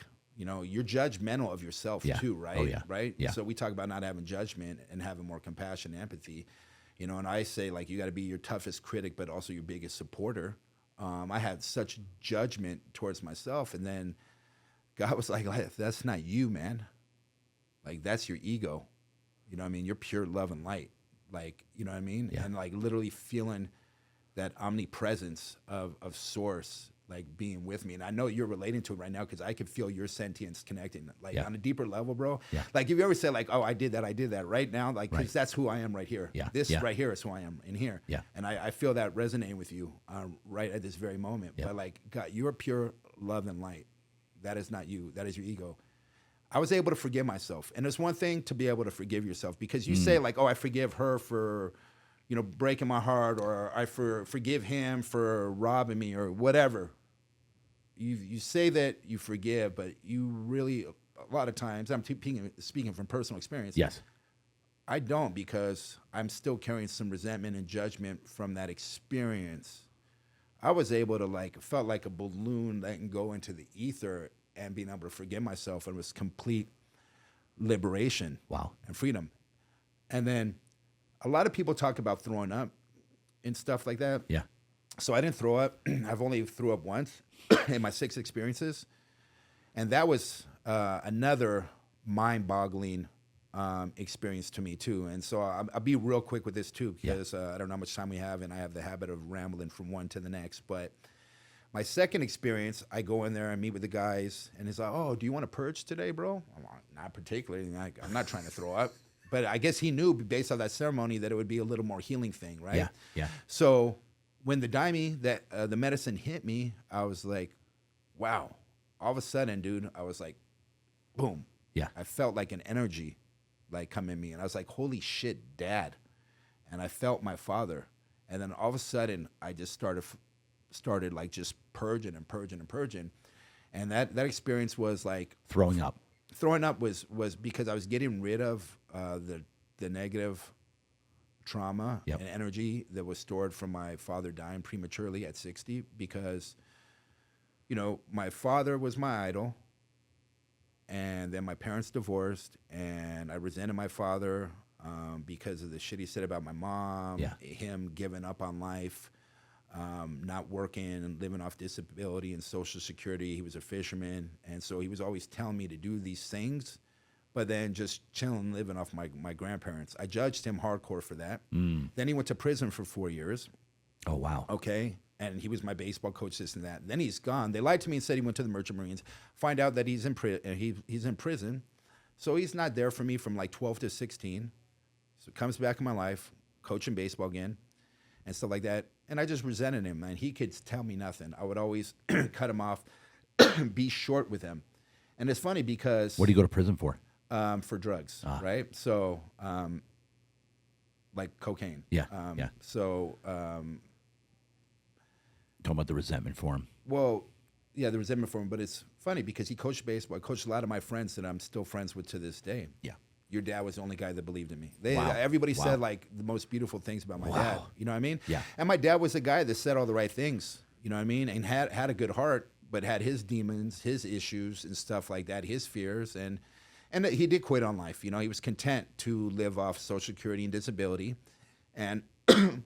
And he continued to eat like shit and died from diabetes at age 60, man. He was going blind, half of one foot amputated, legs swollen up, excuse me. Yeah. Legs swollen up or whatever. And me and Karen found him face down next to his bed in his apartment in downtown San Diego, because he died from a massive heart attack from the fluid retention as a result of the diabetes. Wow. You know? So it was like there was a certain level of forgiveness there. From the purging, and I was like, man, I never knew that purging was so therapeutic and healing, So through my ayahuasca journey, I was able to understand I am not my ego. I'm pure, infinite love and light. You know what I mean? I'm pure, positive, free flowing energy in the human body, going through the human experience. I'm a creator, right? We're all creators, right? So I was able to heal that trauma, and I was able to understand that God is got a very childlike, approach and naivety and innocence to himself, and is fun and loving, and that this really is our playground to do what it is that we want to do. Yeah. You know what I mean?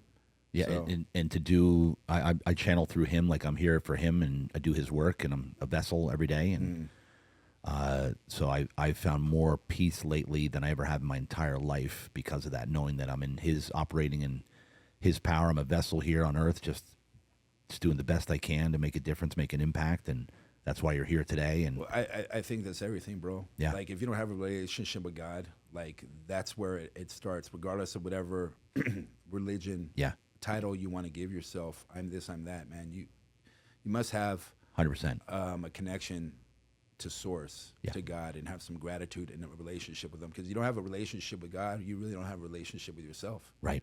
right? Yeah, 100%, dude. Like what's crazy is I did this exercise, right, to help me develop a better relationship with myself. I sat there and I looked at myself in the mirror. I looked at myself. I'm thinking of this Key and Peele skit. I looked at myself in the eye socket and I said, but I looked at myself in the eye socket, man, and I told myself, I love you, right? And I just kept repeating it. And there was times where there was a little bit of resistance. Yeah. You know what I mean? Like a little pain. Like, do you really love yourself? You know what I mean? And like, you know, and just You did this in a ceremony? No, I did this as a practice of part of my journey. Gotcha. To be a better Joey, man. Yeah. Because ultimately, that's what I care most about: being a better version of me, overcoming my karmic attachment addictions to certain things. You know, whatever it be. Yep. You know what I mean? Yeah. Like dominoes or backgammon or food or you know, sex. You know what I mean? That like meaningless sex. You know what I mean? Like I have no desire for that anymore. You know what I mean? Yeah. Like a good quality connection. Yes. So, And this is important, dude. People listen and watch, man. Everybody's got a lot of people have issues with themselves. yeah, They haven't forgiven themselves. They don't love themselves. yeah, It's so important, man. yeah. It's So important. All right, so let's get back. Oh, water. Sparkling water. yeah. Is it okay, or what's your thoughts on sparkling Well, water? it's funny that you mentioned that. So you can find some. Yeah, there's naturally. There's sparkling water existing in nature is perfectly fine. Yeah. You know, that has the minerals and stuff like that. And then there's junk sparkling water. Same thing. Same Yeah, thing with same water. thing. Yeah. There's good water. There's junk water. Yeah. And then so going back to the energy drinks, like the big one now is everybody's on Celsius. Mm-hmm. How bad is Celsius? I don't want to say like how bad is specific. Yeah. Like whatever. And I'd have to look. Like I'm one of those guys. Yeah, you gotta look at because the- like the- my approach in this space is really like from a consumer standpoint and a creator standpoint. Yeah. From a consumer, like that like creates, meaning that like I want to create things that I want to consume that are going to be beneficial for me. They're going to help me improve my quality of life.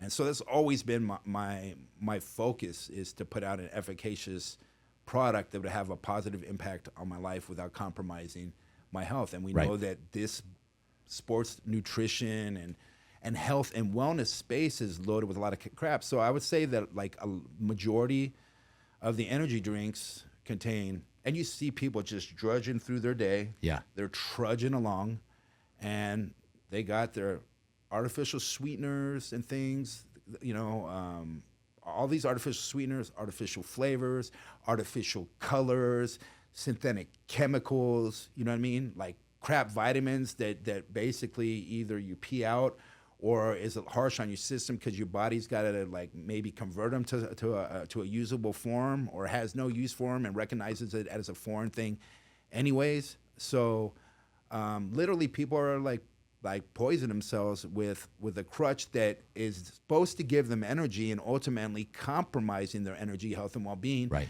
That they basically, you know, need it to get along. And so my motivation was because I want something to give me energy, but I want something that's that will help me improve my energy, but that it's from a clean source, and that it's working naturally with my body. So, you know, we're working at designing a product that has some herbal adaptogens in there that help you deal with stress, some trace minerals, some Celtic sea salt in there to mineralize the body. Yep. You know, and natural sources of caffeine from like yerba mate and green tea. Natural caffeine sources that are found in nature that your body can use, and that have other nutrients in there, other compounds in there, that take the jitter, the crash, you know, and the overload on the adrenal glands off. You know what I Right, mean? yeah. Like green tea Yeah. naturally contains antioxidants and theanine, which is known to help benefit the natural source of caffeine. And caffeine is a fantastic drug found in Mother Nature Right. with a lot of Yeah. benefits from it. So, And then so sucralose is in most. yeah, sucralose, aspartame, ACE-K. So a lot of these artificial sweeteners are linked to like, you know, produce inflammation, linked to liver health, maybe some ADHD and stuff like that. I remember actually Cancer. Yeah, cancer. I remember honestly too, a pro bodybuilder in the industry. Yeah. Well known in the space. He was like, we're talking. He was asking me, and he had a coach who's a legit well known IFBB coach coaching him through the process. Anyways, he's like, hey J Rod, man, this is where I'm at. This is what I'm doing. And I was like, hey bro, why don't you you probably should cut out your Diet Coke, because he wasn't dropping. Yeah. And then he's like, oh, it's funny, man. I just talked to my coach. He said, cut out the Diet Coke. And then he was able to, he just dropped weight just from cutting Diet Coke. Wow. You know what I mean? And I could feel it, man. Every once in a while, I'm going to drink a Diet Coke, bro. Yeah.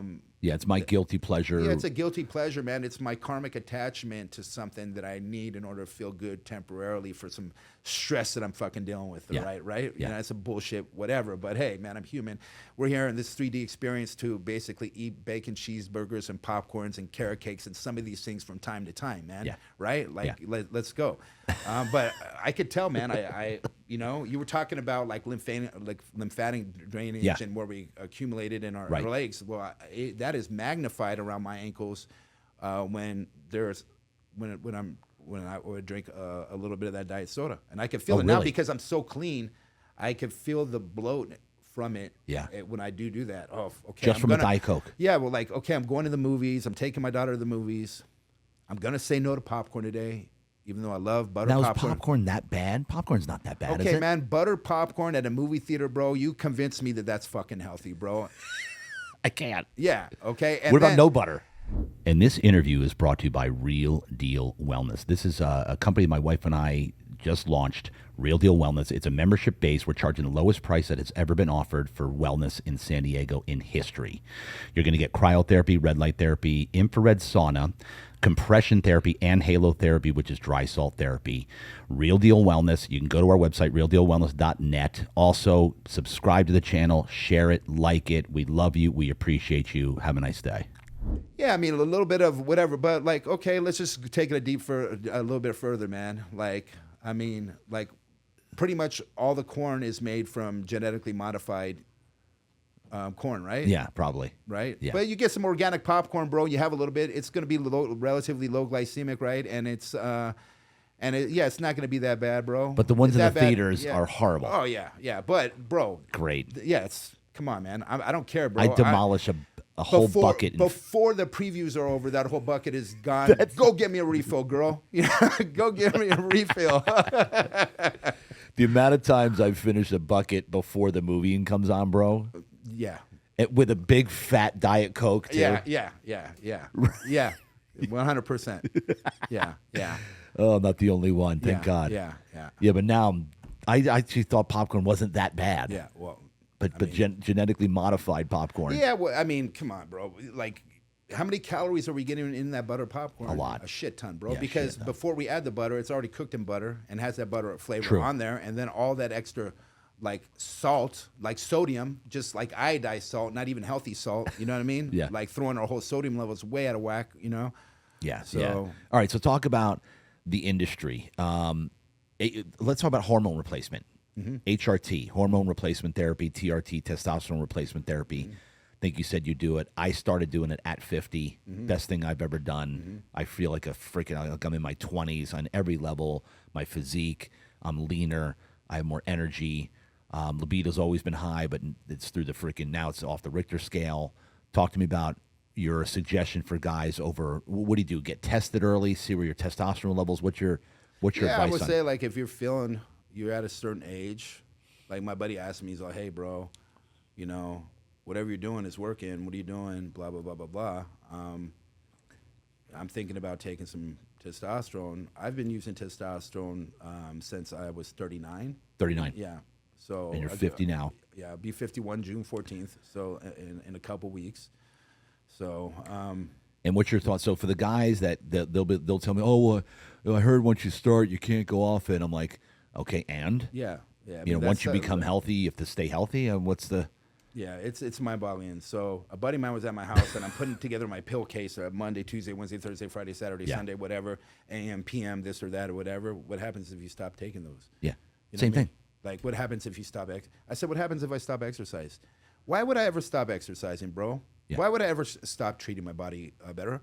better question is like, no offense, brother, I love you, man, but you're completely out of shape. Yeah. You know what I mean? Why don't you care about your health? Yeah. Why isn't that a priority to you? You know what I mean? And I reply to this to a lot of guys because I preach this in my wellness center. Get the guys 40 plus, get on testosterone.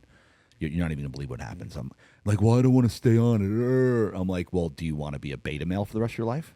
Do you Yeah. want to have the testosterone of a female? Is that what you're saying? Yeah.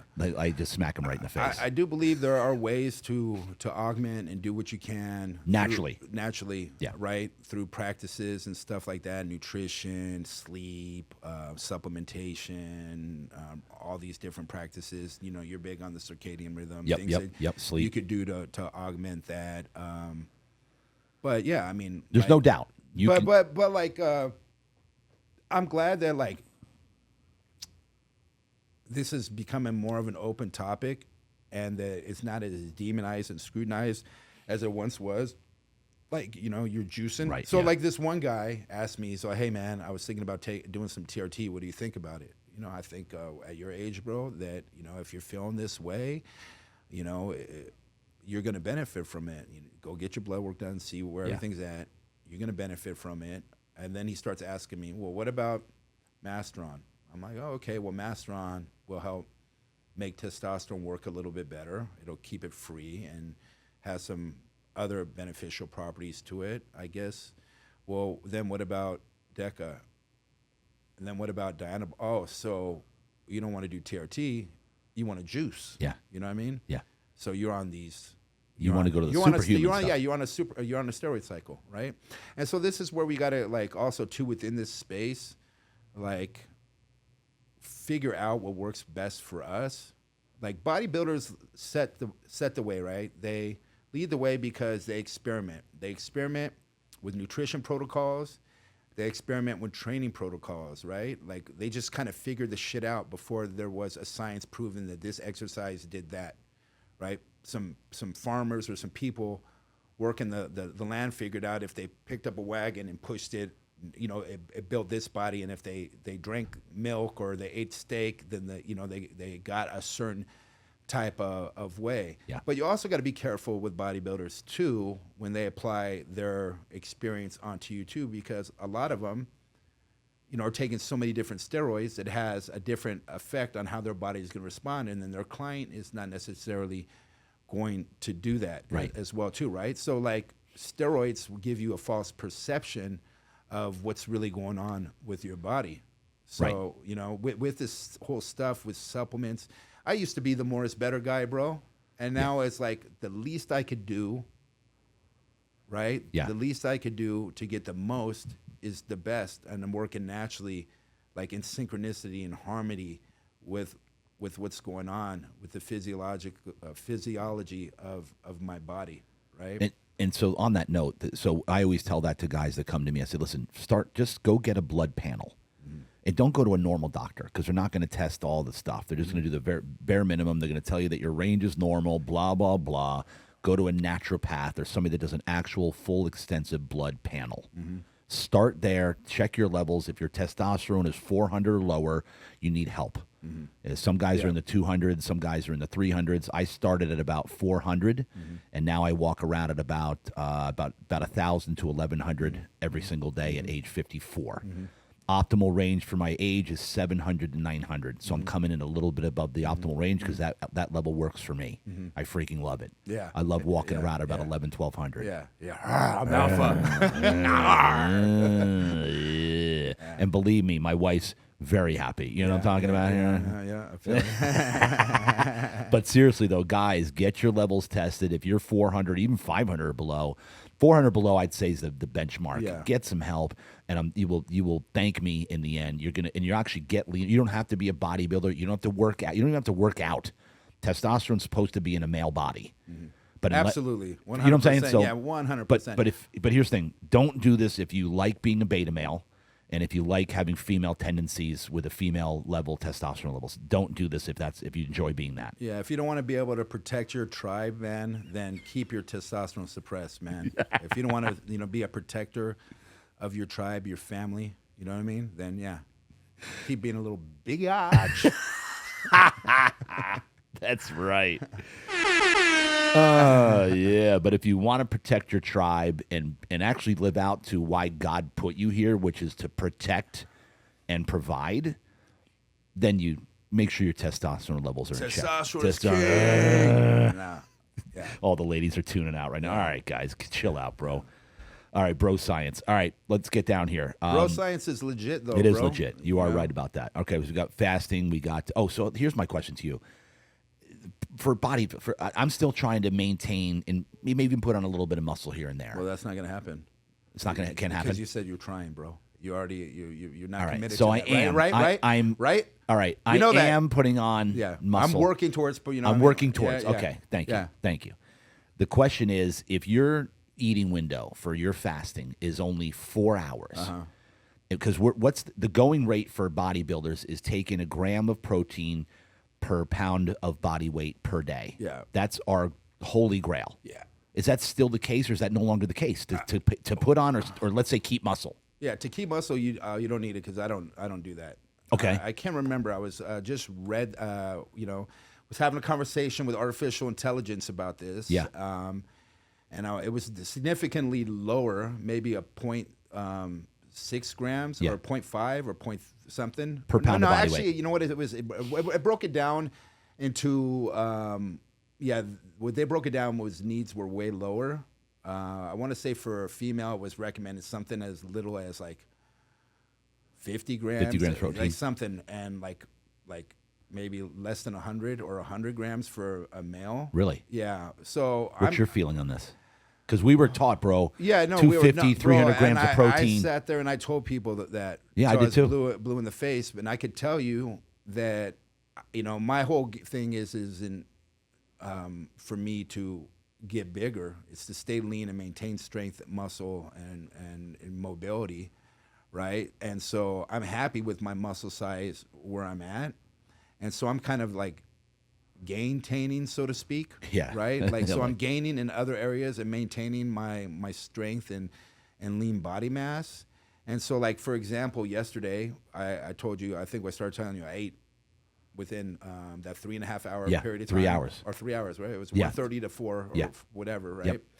Less. And so I ate 10 eggs, and then I sauteed in a pan, a bunch of cloves of garlic and onions, and that was one meal. That's about 50, 60 grams of protein. Yeah, 10 eggs is 60 grams of protein. Yep. Right? And then I had another meal, right, where I had a bunch of this Bulgarian like high probiotic yogurt. Yep. Right? And then I took 2 huge tablespoons of like crunchy almond butter. Okay. That was, organic, Ooh, like that just sounds a good. bunch of that in there, right? Yeah. Then I took 20 grams of collagen powder. I took 24 grams of this high-quality goat whey protein, right? Yeah. And then I added 2 packs of stevia, and I added a bunch of cinnamon and a little bit of Himalayan salt, and I stirred that up and made that like into a sludge, right? Yeah. And essentially, and then I added a little bamboo extract because bamboo extract has silica in it, and then my collagen product contains hyaluronic acid, vitamin C, some cofactors to make collagen work. So this is, I would consider like a beauty bomb sludge where I'm getting good probiotics from the yogurt for gut health. I'm getting slower releasing protein. I'm getting collagen, where there's some argument in the space whether you need collagen protein or just enough protein in daily for it to work.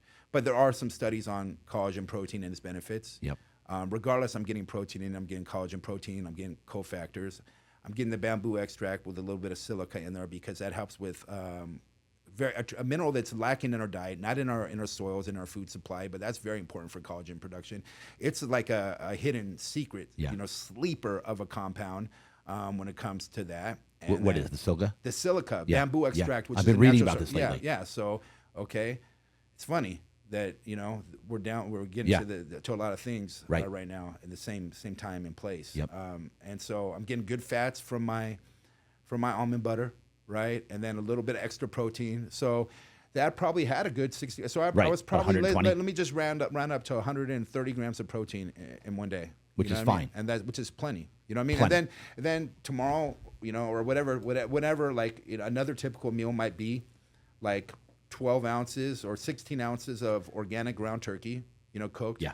Slice up an avocado, For the good fats. Yeah, for the good fats, extra good fats, and then saute some spinach with that, and then that's another meal with and again maybe that sludge. My goal is to do that sludge. As sludge, you just eat it like sludge? Yeah, it's like a cake batter. It's a nice little. Sounds good. It's a nice little healthy indulgence, bro. I put cinnamon in there, right? Cinnamon is healthy, right? It's good for maintaining blood sugar levels. It has other compounds that are good for the skin. So I'm getting cinnamon. I'm getting good fats. I'm getting probiotics. I'm getting a wide variety of proteins and amino acids. Very low carbohydrate. A little bit of a stevia or monk fruit in there to sweeten it. If I wanted sometimes, or if I have sometimes, a little pinch of vanilla extract to bring out another flavor profile to it. And it's a guilt-free, like I'm going to be shredded. I'm going to stay lean. I'm going to be healthy. I'm going to be younger. It's an anti-aging longevity little beauty bomb. Wow. We're going to have to put this recipe up, bro. Yeah. That's a lot going on there. Mm-hmm. I like it. All right, I want to ask this quick question on the fasting thing. People that are coming in here to Real Deal Wellness, there's a lot of either cancer survivors, a lot of people that actually currently have cancer.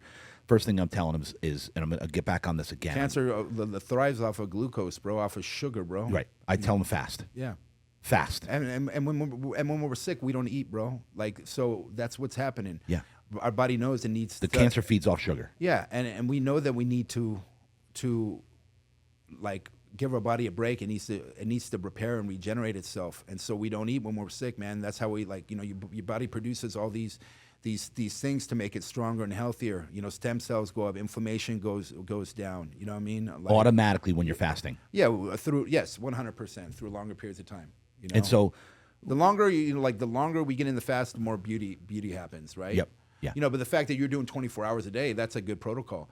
But like some people might do fasting is like a religion and a practice, just like fitness is a religion and practice. It's different for everybody.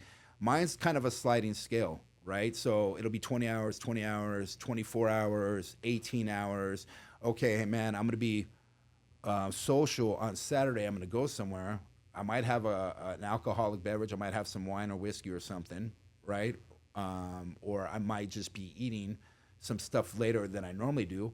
So I might push my fast longer, yeah. Right? Yeah. And then start it, because I'm going to eat later and then have to readjust my window, whatever. And then, or it might be like something like, okay, I fasted hardcore for the last, I'm doing good for 3 weeks. This Saturday might be a grazing day for me.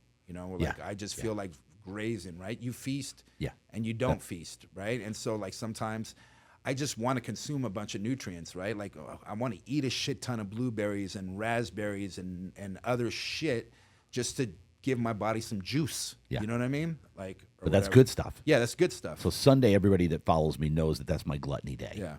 I eat everything on Sunday, bro. Yeah. One full day of cheat. Yeah. I mean, not terrible, but I eat I'll go to Broken Yolk and have the ham and cheese omelet, the pancakes, the freaking the hash browns, the sausage, bro.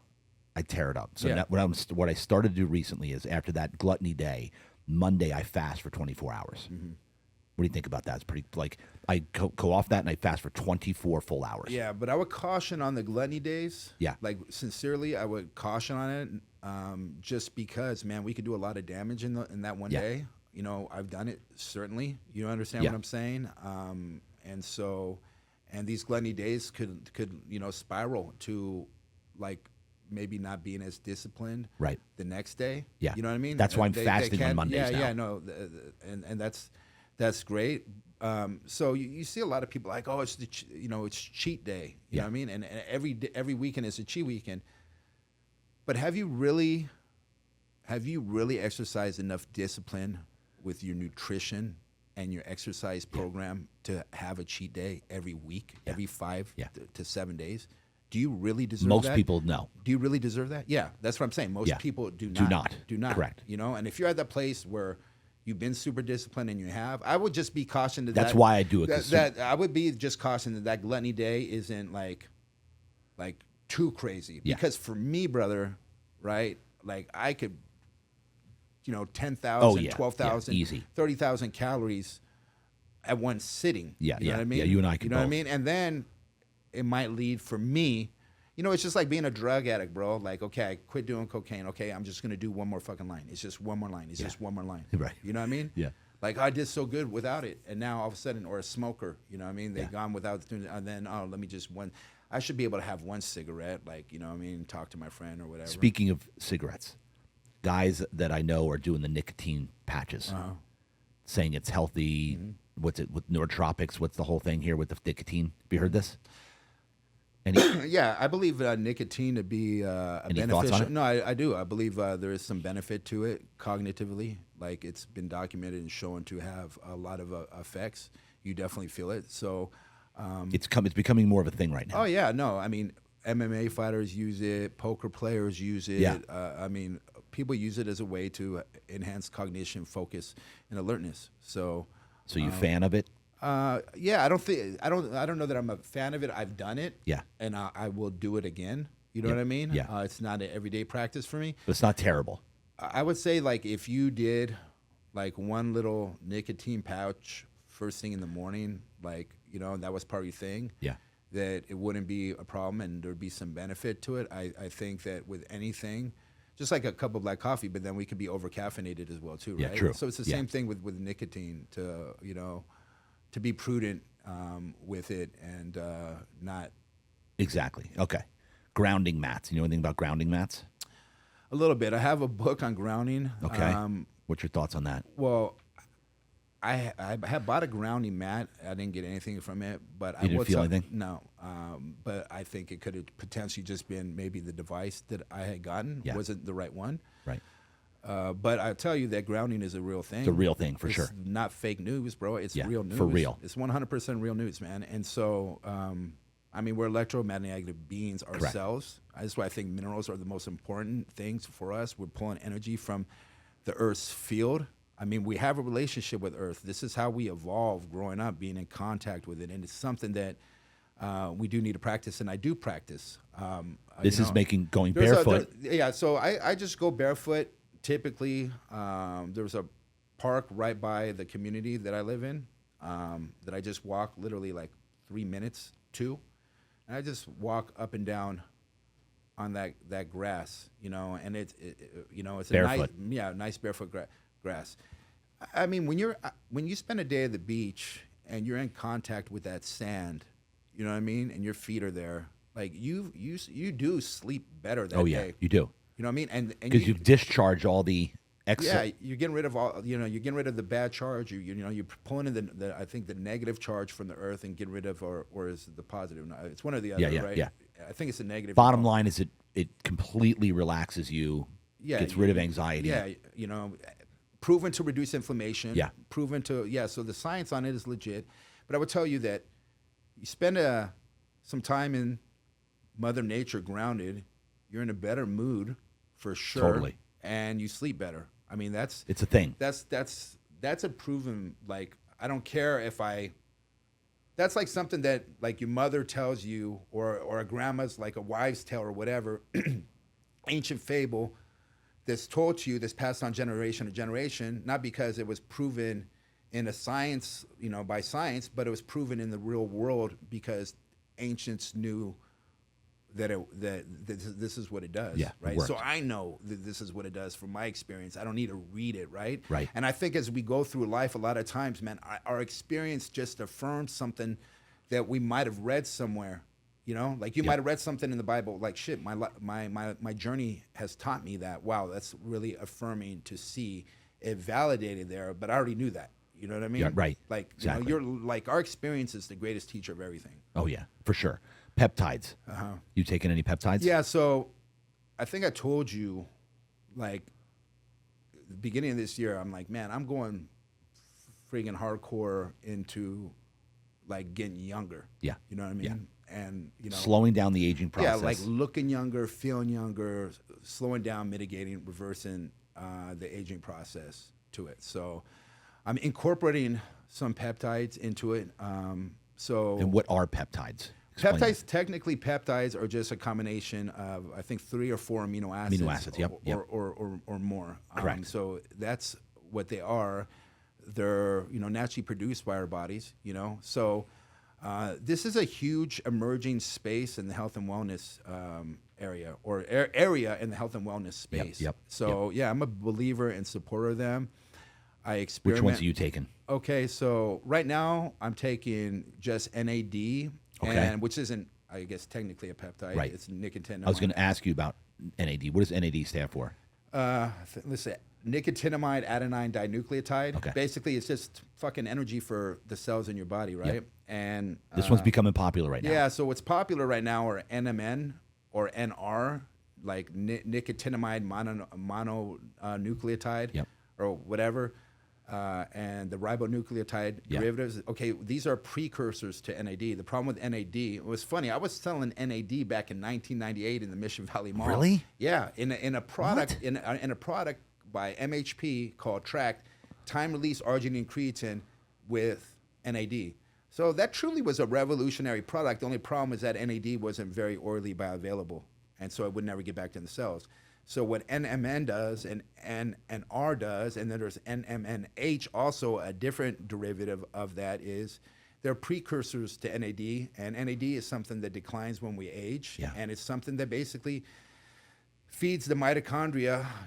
That you can't produce the energy without it. Right. It needs Mitochondria is the powerhouse of our cells. Right. Yep. So what I do is I take this product. Is NAD and NAD plus two different things? Because I see NAD plus. Well, NAD plus is the active compound. So I think it's just like labeling or whatever, like how they label it, how companies label it.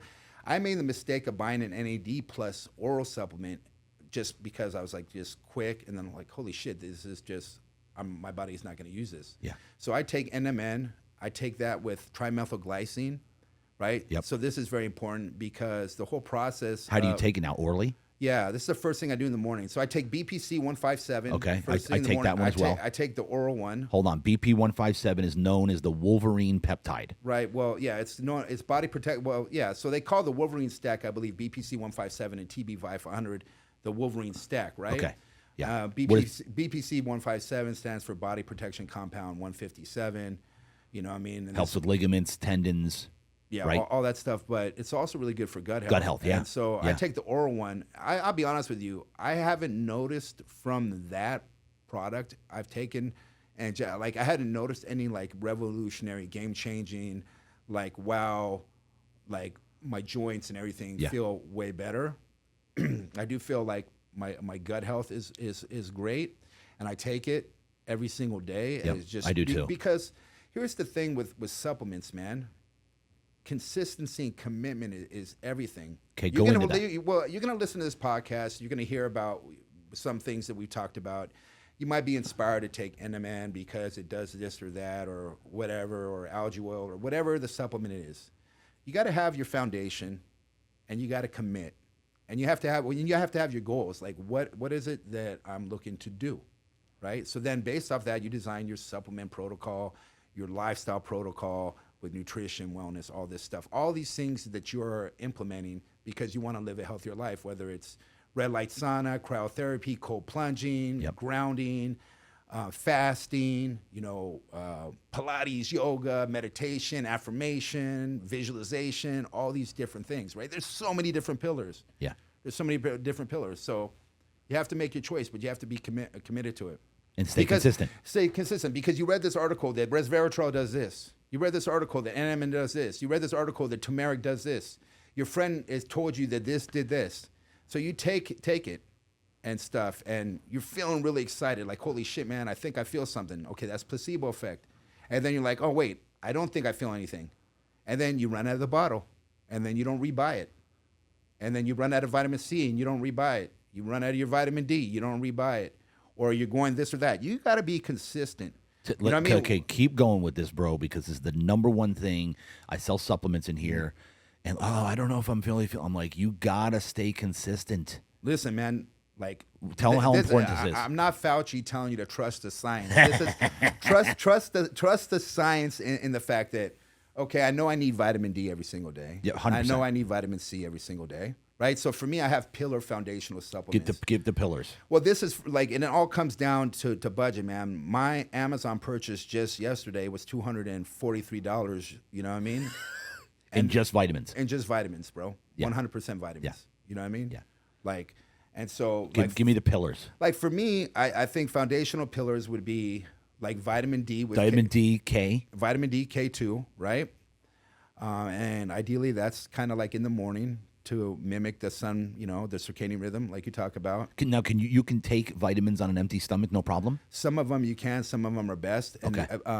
And this is why for me, bro, because I'm always on an empty stomach for the Yeah. most part, and Right. then I can't wait sometime. Recently, I haven't been like I told you, I was due a longer fast. Yeah.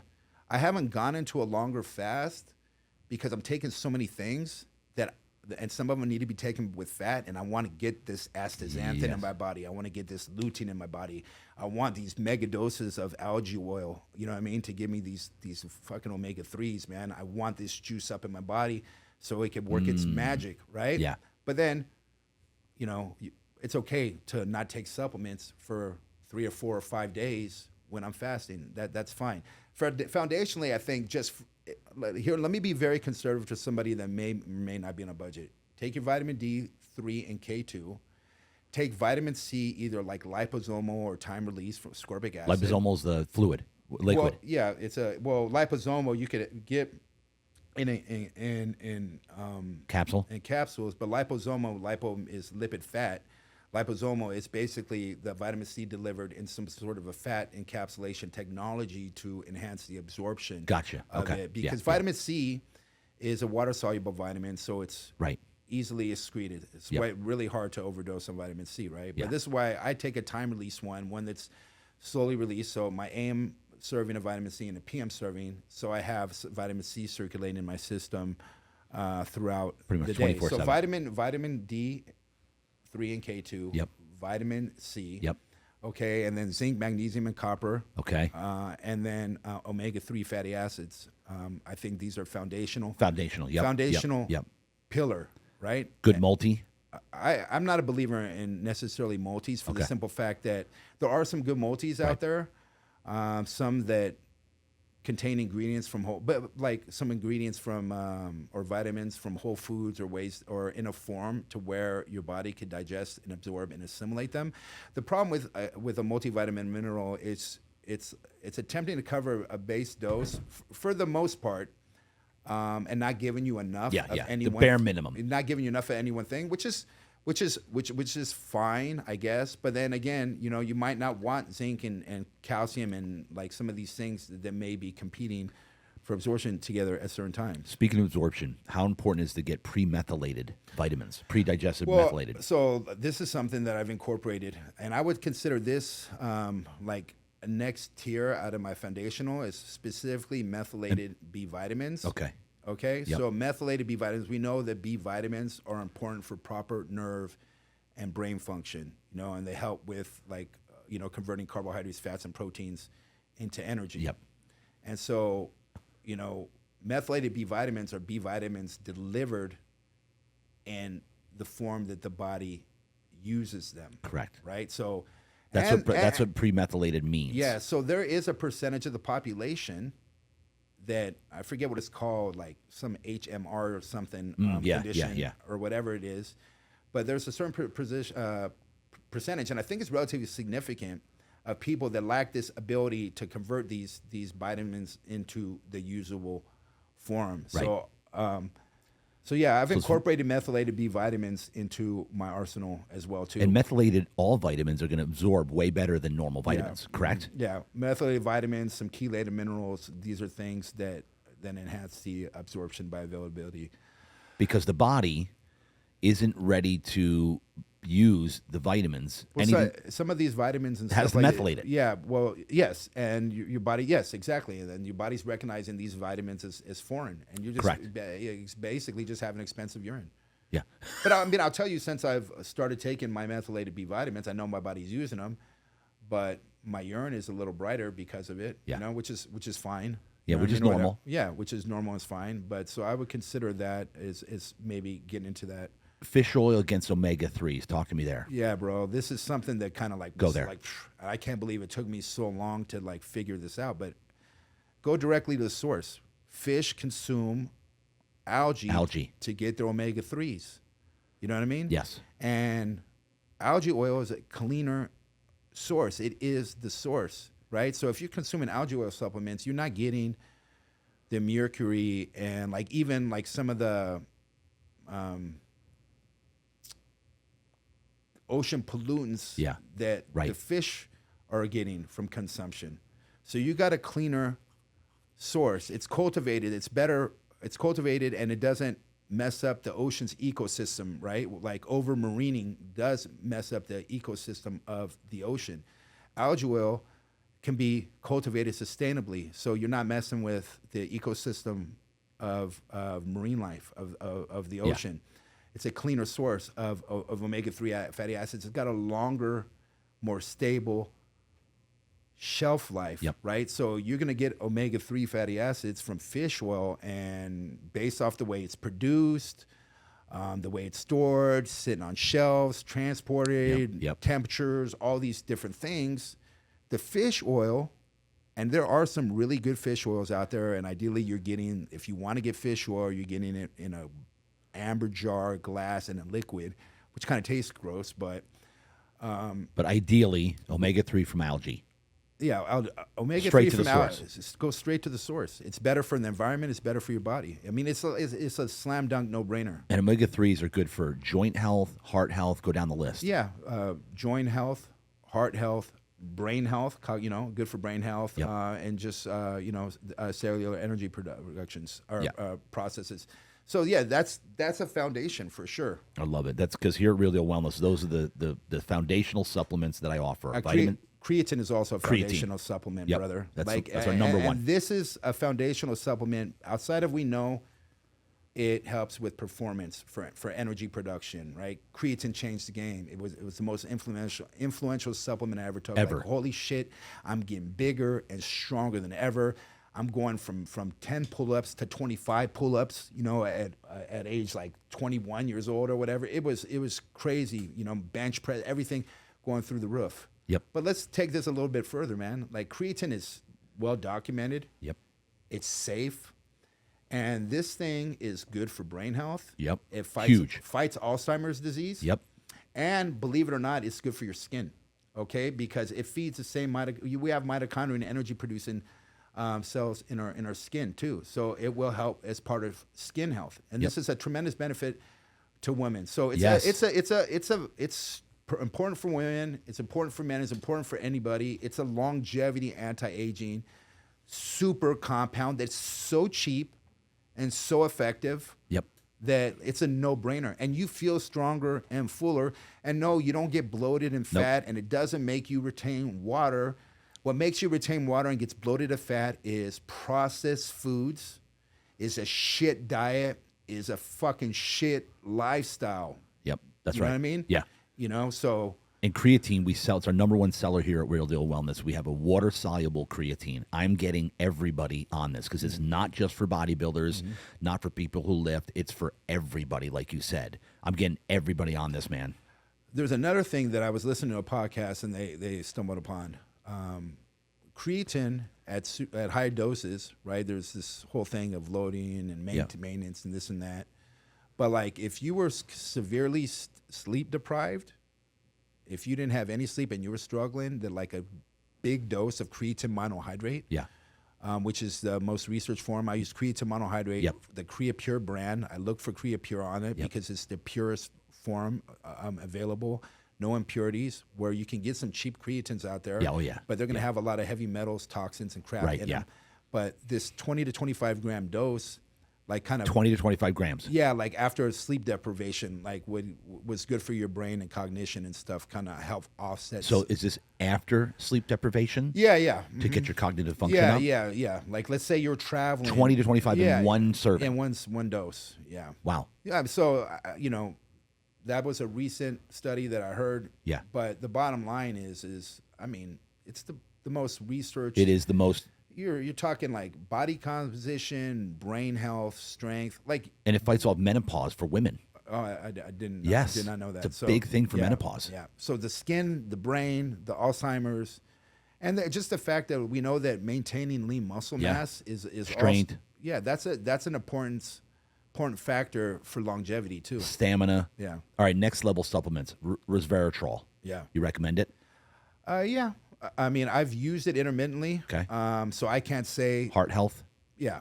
Okay. Longevity, resveratrol, right? It Yeah. activates, I think, sirtuintins, which are like a protein enzyme or something that is a marker for longevity. I think we talked about like the ideal. We're designed to live to be 120, and we're living roughly 75, 78 years old, Yeah. right? So, I know there's synergy between NMN and resveratrol. Yep. It's a good way to kind of augment them together. I like that. Yeah. Turmeric. Yeah, I use turmeric. You do? Yeah, that's part of my listen, bro. My shit is deep, right? Yeah. So I'm on turmeric. I'm on NMN. I'm on fisetin. I'm on spermidine. I'm on NAD. What's spermidine? Spermidine is a polyamine that basically mimics the effects of autophagy. Oh, really? Yeah. And autophagy, as you guys remember from when you fast, the body goes into autophagy and starts repairing its own cells, replacing old cells with new cells. Yeah. Basically, starts feeding off itself. Yeah. So I have so a morning would look like my trimethylglycine, my NMN, my BPC 157. Trimethylglycine. You get that off of Amazon as well. Yeah. Okay. And And this is on an empty stomach. yeah, I take those on an empty stomach with water, 12 Okay, ounces yeah, of with water, water. my salt. What else? And then, my next dose in the AM, maybe, because that's at around 3:30 a.m. that I'm doing that. Maybe around 7:30 a.m. I'm taking my vitamin D, my vitamin C. And you can take vitamin D on an empty stomach? Yeah. Okay. I take my vitamin D, my vitamin C, and then I take I take my berberine, my fisetin, my quercetin compound, and then my Is that a peptide? quercetin is like a flavonoid, bioflavonoid. Yeah. And then vitamin E, I'm consuming. I'm consuming lutein, which is found in eggs, astaxanthin, zeaxanthin, carotenoids. I'm doing zinc and magnesium and copper at night. Magnesium. Okay, talk about glycinate. that. Zinc, magnesium, because I do that every night before Yeah. bed to help me sleep. Yeah. Talk about that. Zinc, magnesium, what else? I think that's really important for it's part of my foundational supplements. Yeah. Like magnesium is involved in like hundreds and hundreds of biochemical processes in the body. Neurotransmitters, right? Neurotransmitters, like just everything, like energy production, metabolism, everything. Proper nerve and brain function. Zinc, immunity, hormonal production. Copper, the same thing. Copper, is really good for. Zinc and copper need to be in certain ratios because they could deplete each other. You need to make sure you take them. Yeah. So, and again, a lot of these things are not found in our food. And ideally, man, like I'm talking about all these supplements. Yeah, yeah. Ideally, you want to incorporate Foods that have you know, these. Yeah. But I'm taking some pretty hardcore, like innovative, cutting edge shit right now. Yeah. On top of my foundational. You Gotcha. know what I mean? Yeah. What about glutathione? That's an injectable that I'm doing right now too. Oh, you are? Yeah. You do an injectable? Yeah. How often? Just once a week. Once a week. Yeah, I'm worried about. Can you get glutathione to another way? A liposomal company. Yeah, you could do or you could do NAC too, like N-acetylcysteine as a precursor to. I'm just taking the injectable because I have resources to it, but I only take it once a month. And what is I'm sorry, take it once a month. It's like the strongest antioxidant. Glutathione. Yeah, It's the strongest antioxidant. Yeah, and I take it only once a week, just because, and at a relatively conservative dose, because like it can make you too white. You know what I mean? What does that mean? It can I get rid of the melanin in your Are skin. you serious? Yeah, I'm dead serious. Yeah, I think that's. I don't want this. I'm not sure if some of the there's people out there that have been dark that want to be white. You know what I mean? And they take a lot of glutathione? I don't know if it's glutathione or not. All right. But all right. I know that Strike the record. But I know that is no. I know that that's a side effect of glutathione. Is that it's used in topical beauty creams to brighten and get rid of pigmentation as well too. I didn't even know. Yeah, yeah. So glutathione will have an effect on melanin and the color of your skin. Wow. So, but it's good for the liver, man. It's Great for the liver. Yeah, yeah. Super antioxidant. Yeah, so I think this is really important too, is like to take a holistic approach to like your supplements to target like maybe like the major organs in our body, things that are good for our brain, things that are good for our heart, things that are good for our liver. You know what I mean? Yeah. Kidneys. Yeah, joints. You know, well, that's not your organs, but you know what I mean? Like just as an overall health and wellness like approach. each thing, like the omega-3s, joint health, heart health. But again, this is something that you need to take home. The take-home message is decide, commit, be consistent, and then you'll succeed. Because if you're consistent with it, right, and you commit, like, okay, man, this is my budget. I'm going to do it for X amount of time. All of a sudden, after 3 months, oh, you know what? Like, I don't know what's doing anything, but 6 months later, 9 months later, 2 years later, man, you feel great. You know what I mean? So okay, that's where we were going on this. Now let's go further on it. Because, I don't know if it's doing anything. I don't know if I feel anything. Give them the charge to stay with it no matter what, because later in life, down the road, right? Well, so here's the thing, man. Your friend told you about this. You saw this article, this or that, and then you have your hopes and your dreams and your desires attached to this miracle compound. And like there is no one holy grail, like blah blah blah. Like it's a lifestyle and it's a commitment to everything. You know what I mean? And so you have to commit to it and stuff, and not expect instant miracles and instant gratifications to it, and understand that over a continuous process of now, day by day, the constant state of now, making the right decisions and having an attitude of gratitude and understanding that what you're doing is good for your health and your wellness, that, wow, the momentum builds up. My wrestling coach used to tell me, hey, man, you're in that third period, man, you're getting down, you're a little tired, you tell yourself you feel good, and you keep telling yourself you feel good, and then all of a sudden, you feel great. Same thing with supplements, man. You build up. Well, it's not the same thing the same thing with supplements. Yeah. Yes, because we are taking supplements. The same thing with them.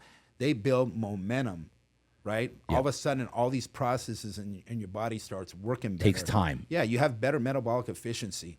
You know what I mean? You know, so, you know. And so it's basically just know that this isn't BS science like Fauci. This is actual science that actually works when you put these supplements in the body. Yeah. And you just said it right. And supplements too, meaning like nutrition, right? Because supplements are basically just augmenting nutrition. Right? Correct. Yeah. That's exactly what they are. Yeah. So over time, your body will just function more efficiently metabolically. Yeah. Basically, sum it up. Yeah. But you got to stay with it. Yeah. Don't, when the bottle's done, I don't know if it's working for me. Yeah.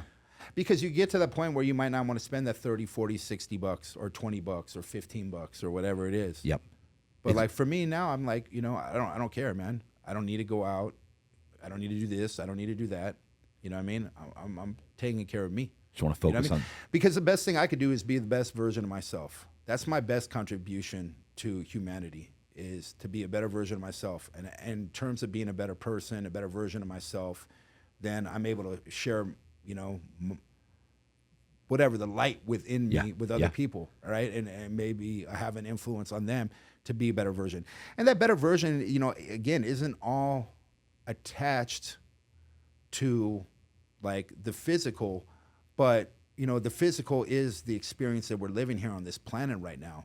So ultimately the physical is important, right? We need to take care of it because we're in a physical 3D world. You know what I mean? Yeah. You know? And if our physical starts breaking down at an early age, most, let's be frank, in our society, our country, it's 40 plus people are breaking down. 100%, bro. 40 plus they're breaking down. Yeah, and tell me how much, like, for real, tell me how much anything matters when your health and your wellness is compromised.